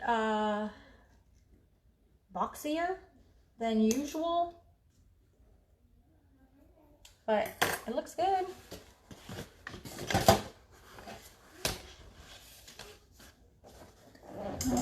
Yeah, y'all can't see that really, but I'll move it here in a minute.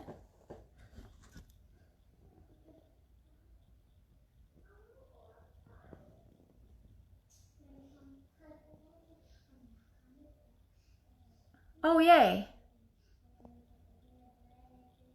Yes, I print from the Adobe, the Acrobat Reader on my phone. I'm glad you found that. Yes, Spencer Ogg is in here. That's Diane Spencer, I believe is her last. Maybe it's Diane Ogg, actually, is her last name. Okay, grab your lining. Make sure I'm not skipping ahead or anything here. Okay, yes. If your zipper is not open, open it. If your zipper pocket is not open, open it. This is what we're going to be turning the bag through. I like my zipper pocket to be on the back side of the bag and my zipper pull going left to right. So that's how I will insert the bag. You're going to need to fold it a little bit to get it in. Fold the exterior bottom a little bit is what I mean. And we're going to start by matching the side seams. So let me put it all over here. Hopefully I can get you to stay. Okay. You want to match those side seams up. So I'm going to start there.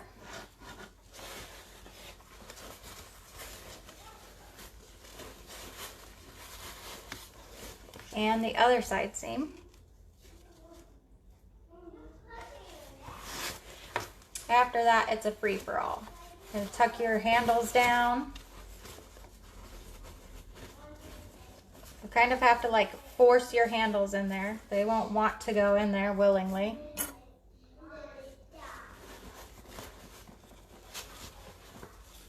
So I kind of like to start on one side, clip it a little bit, then go to the other side and then clip it, and then find my way to the center. Sometimes that doesn't work. Which that's the center and this is the center, so how about we work our way out then?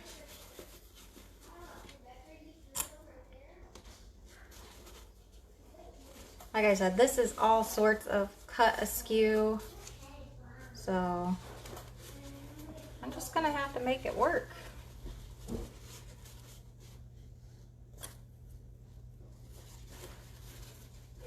There we go. Looks like the foam is a little bit off, but if I follow the fabric, it'll fit right.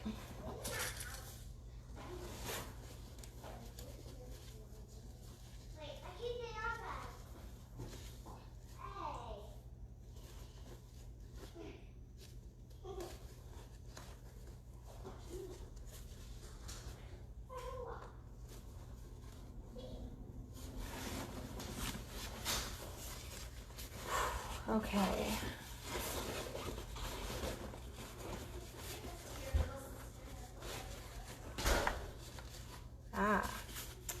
Yes, Adobe Reader is nice to have on your phone.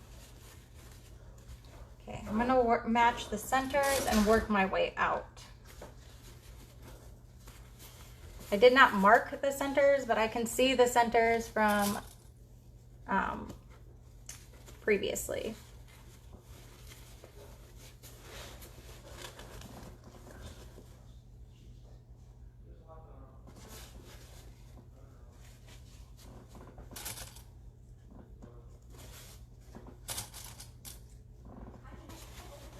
What is going on with this? Is the foam the right size and the fabric's not? I don't know.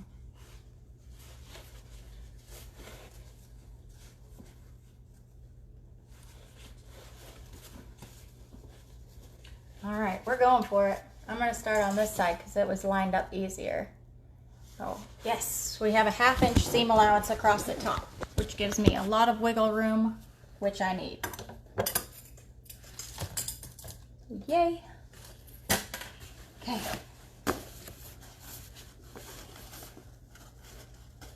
All right, so when you're doing this part, you know, those handles, they're trying to come back out. So just make sure you keep them pressed down out of the way. You should have a good amount of wiggle room from the handle to the stitching area here.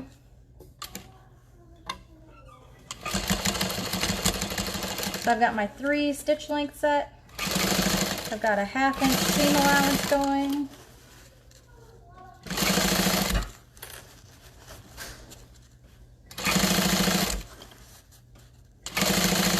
I'm sewing from the inside of the bag.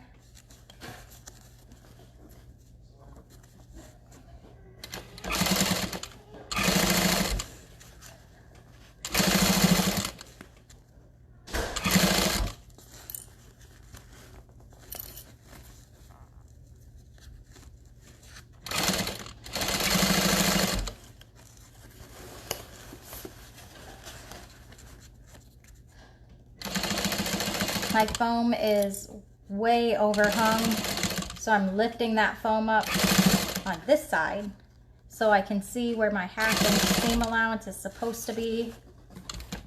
If you're gonna move your bag, make sure your needle is down into your fabric.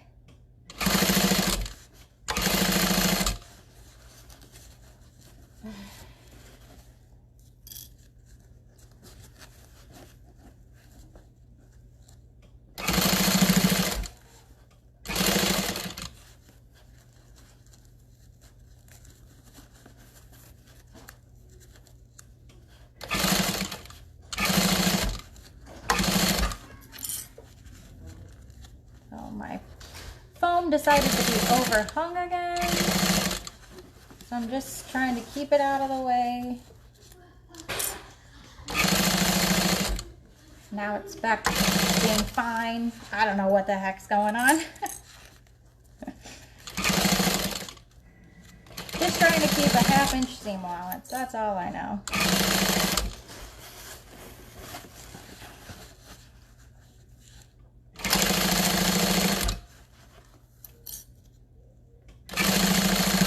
Foam's like really short over here. So weird. I don't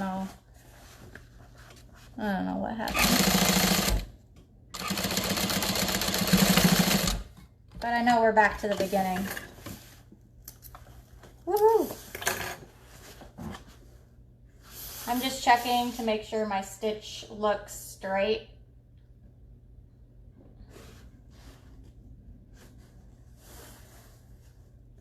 Looks most of the way straight, so I'll go ahead and trim it down. Thank you. Hey Savannah, no, we're not moved yet.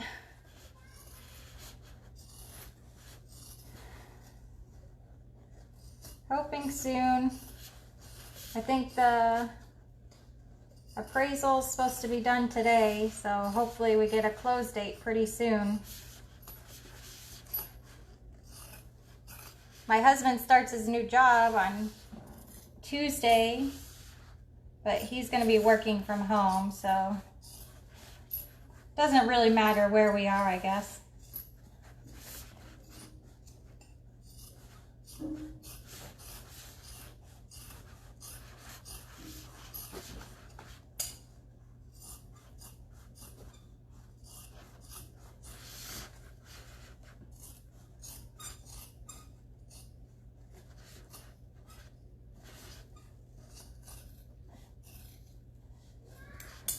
I always forget how big this pattern is.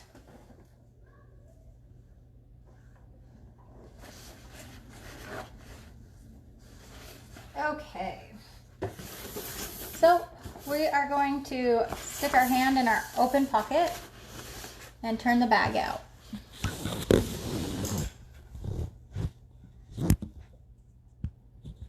Yes. So it works out really nicely because I did a lot of pre-orders, and I was getting very, very nervous that I was going to have like a really big buildup of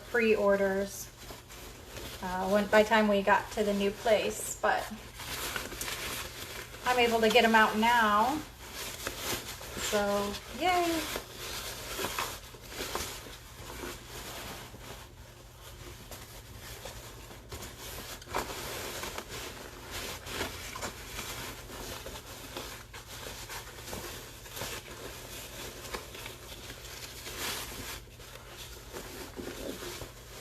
Exciting. The birthing of the bag or moving? Both, right?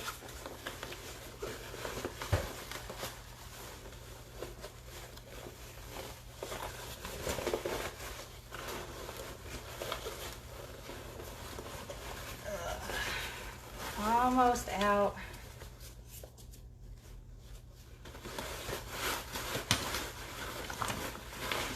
Woohoo! All right, so I like to go back through and try to push out my corners. See, this is what I meant by my corners got boxier than what they're supposed to be, I think. But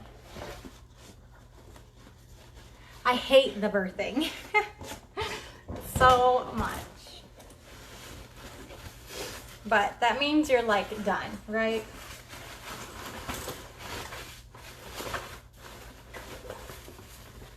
Okay, so pushing everything down in there now.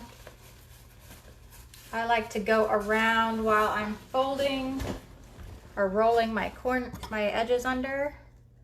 Make sure that I didn't miss anything. I am definitely known to have missed spots.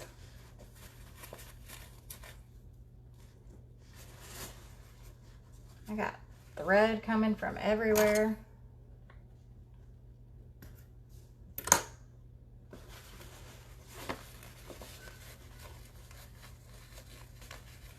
Okay, we have that piping there, so we're gonna have to top stitch over that.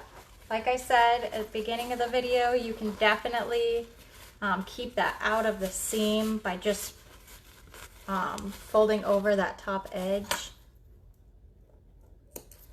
About, I would probably do like 5/8 of an inch away from the end, so you can make sure you have enough room.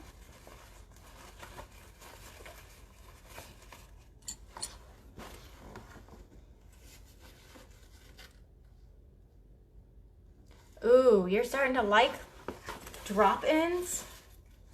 Props. I hate drop-ins. I would rather birth a bag or even bind a bag than do the drop-ins.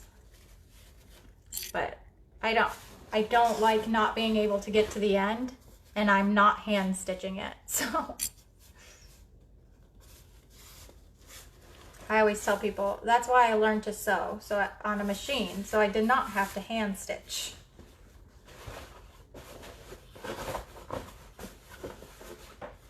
Okay, so I'll top stitch this and then I'll close the top. I'll close the pocket afterwards. I don't want to close the pocket beforehand, just in case something else pops up and I find another, like, oopsie, I need to fix that real quick kind of thing. And I'm glad I didn't put a tag down there because that would have covered her up, her name up.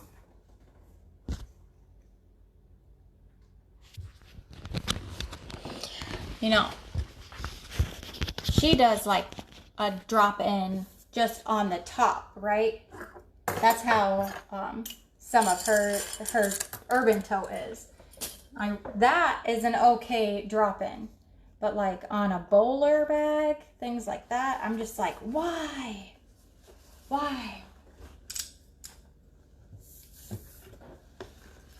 Okay. So this is the trickiest part probably of the entire bag because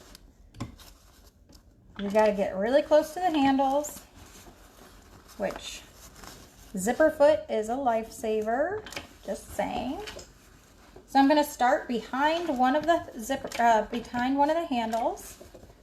I got an 1/8 of an inch seam allowance. Is that what she does? Is she not even top stitches? Trim the seam allowance, turn the bag, pull the lining. She doesn't? It is top stitched on there.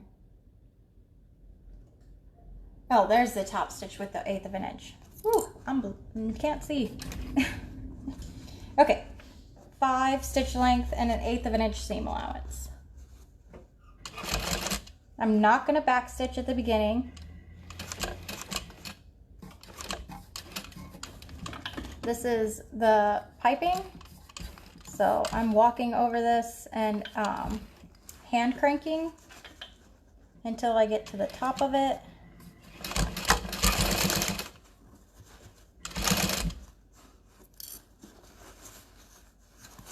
Make sure your lining is under your exterior.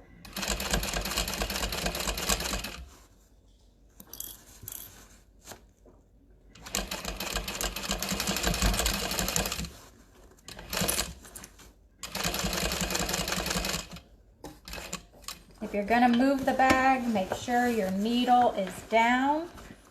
I cannot stress that enough. I don't do it enough.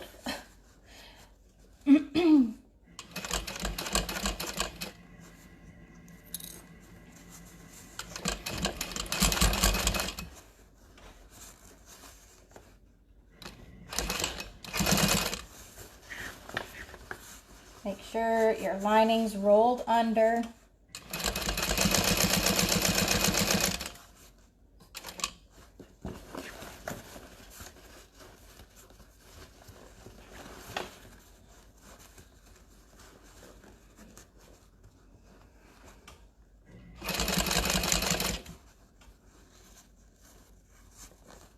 See, I didn't make sure my needle was down. I got lucky and nothing moved. But make sure that needle is down.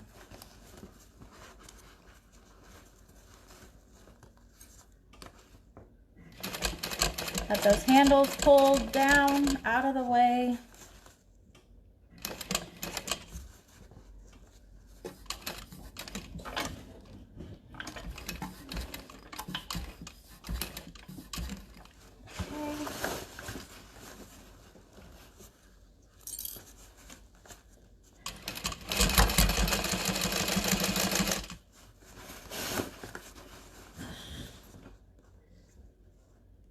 Oh my gosh, y'all, I ran out of bobbin.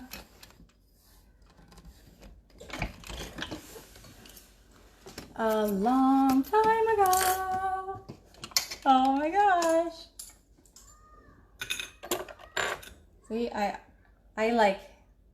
know I've won it twice here, but yeah, that was a big fail.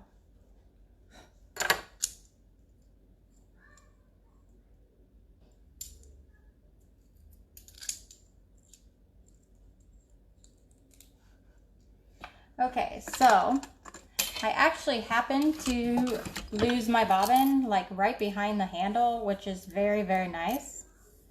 But I'm going to show you what I do instead of like ripping out all the top stitching or anything like that.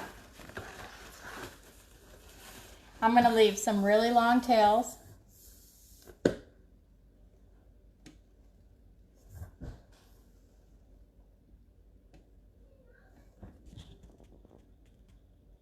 Oh, thanks for the fabric choices. Being cute. I missed some things. Sorry. No, it was not the video.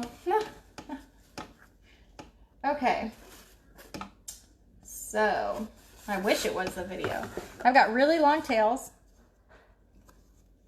I stopped right behind that handle, so like that worked out insanely nice.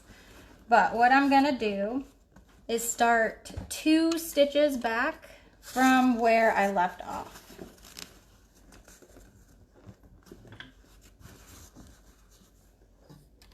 Which is kind of super hard at this handle part, but okay. So I've got those 2 stitches back and I'm just gonna go and sew. I am not going to back stitch.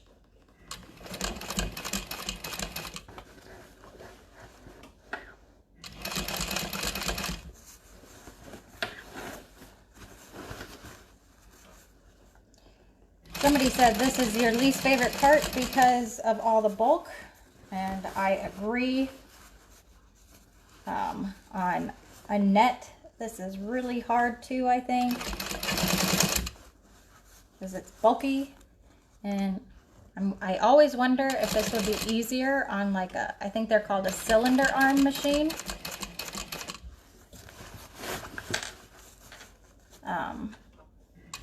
On my domestic machine, I have like an open area so I can fit the bag around that open section, and it helps pivot around everything really nicely. But it's a domestic. And having an industrial is so much easier.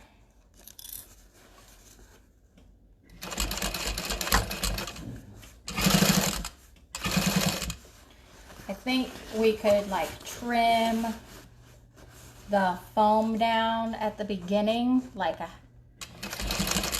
maybe a 5/8 of an inch, maybe a full inch. And I think it would be a lot easier. The bulk would be very much less.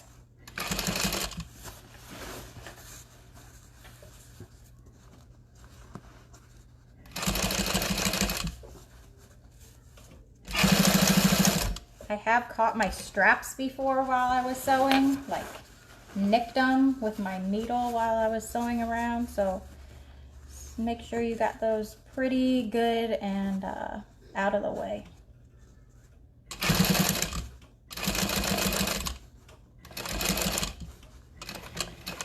Okay, so I'm back to the beginning of where I started. I'm going to go ahead and sew about 3 stitches past where I started, making sure that I'm getting on those stitches and then back stitching.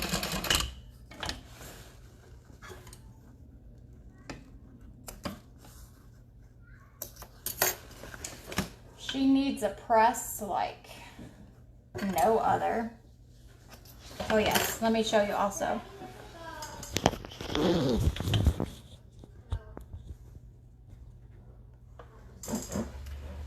This is where I had to start over because of the bobbin. So I'm gonna pull my bobbin thread, and then it makes a little loop of the fabric. Of the top thread, and I'm gonna pull that top thread through, and then we're just gonna tie it off.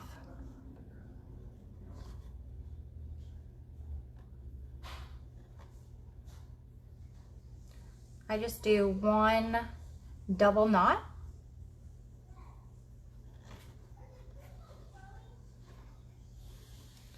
And then we'll trim the threads.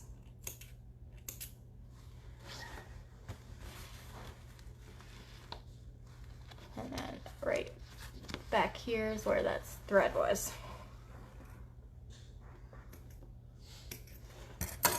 So you can not like tell where I started and had to start back over. Cricket stitching. Except for that piece of thread that I need to burn right there.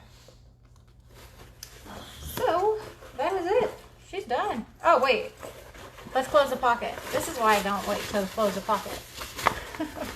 I shouldn't wait, I mean. So it should already be kind of pressed from before. So I'm just gonna re-press it, clip it. I don't want to match up the clips probably.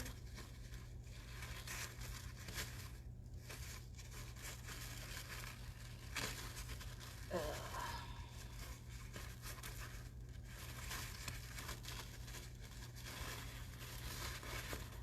What in the world? There we go.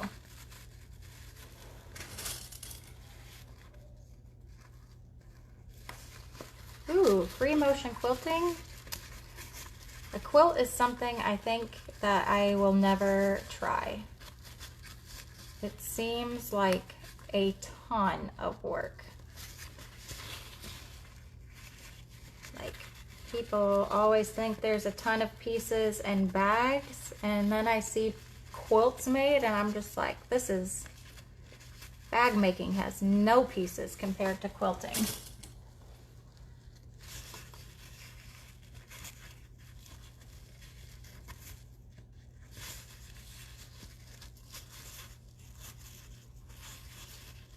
They are beautiful though.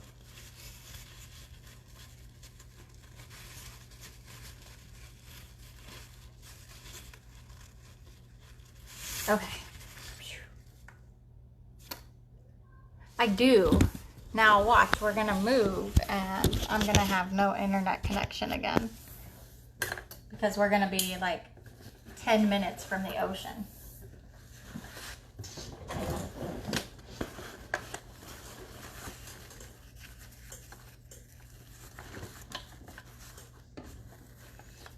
All right.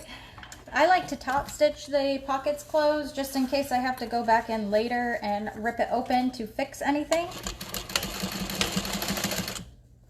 You don't have like any kind of pressure in your pocket usually, so I feel okay just top stitching it shut. And it makes it way easier to rip open if you have to later. And I have had to, so.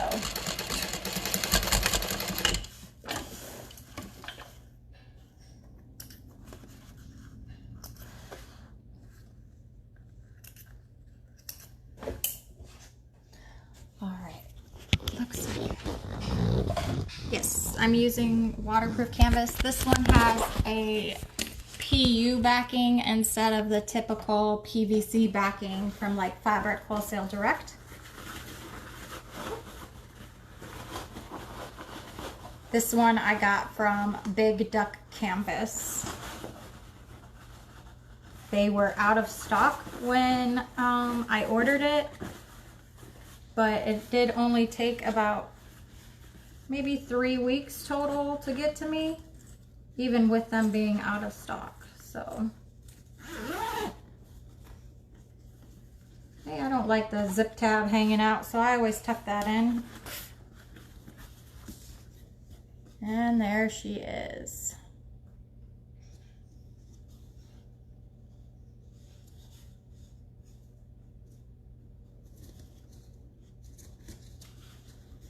All right. Thanks everyone for hanging out with me. Let me know if you have any questions. Yeah, I think that's it for me today. Thanks everyone. Here's the zip panel if you wanted to see that too.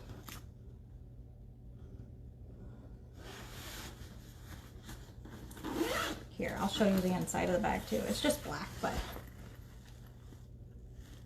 it's a big one. It's pretty big.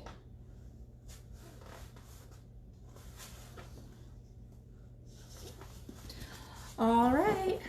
Thanks. I'll see you all next time. Oh, yes, this is from Twisted Needle Textiles. This was, it's a custom fabric, so it's probably out of stock, but they do have like a perpetual pre-order, so you can order any of their past prints at any time, and it'll ship with their next incoming fabric. So it's fun hanging out with everyone. Thanks. I'll see you next time. Bye.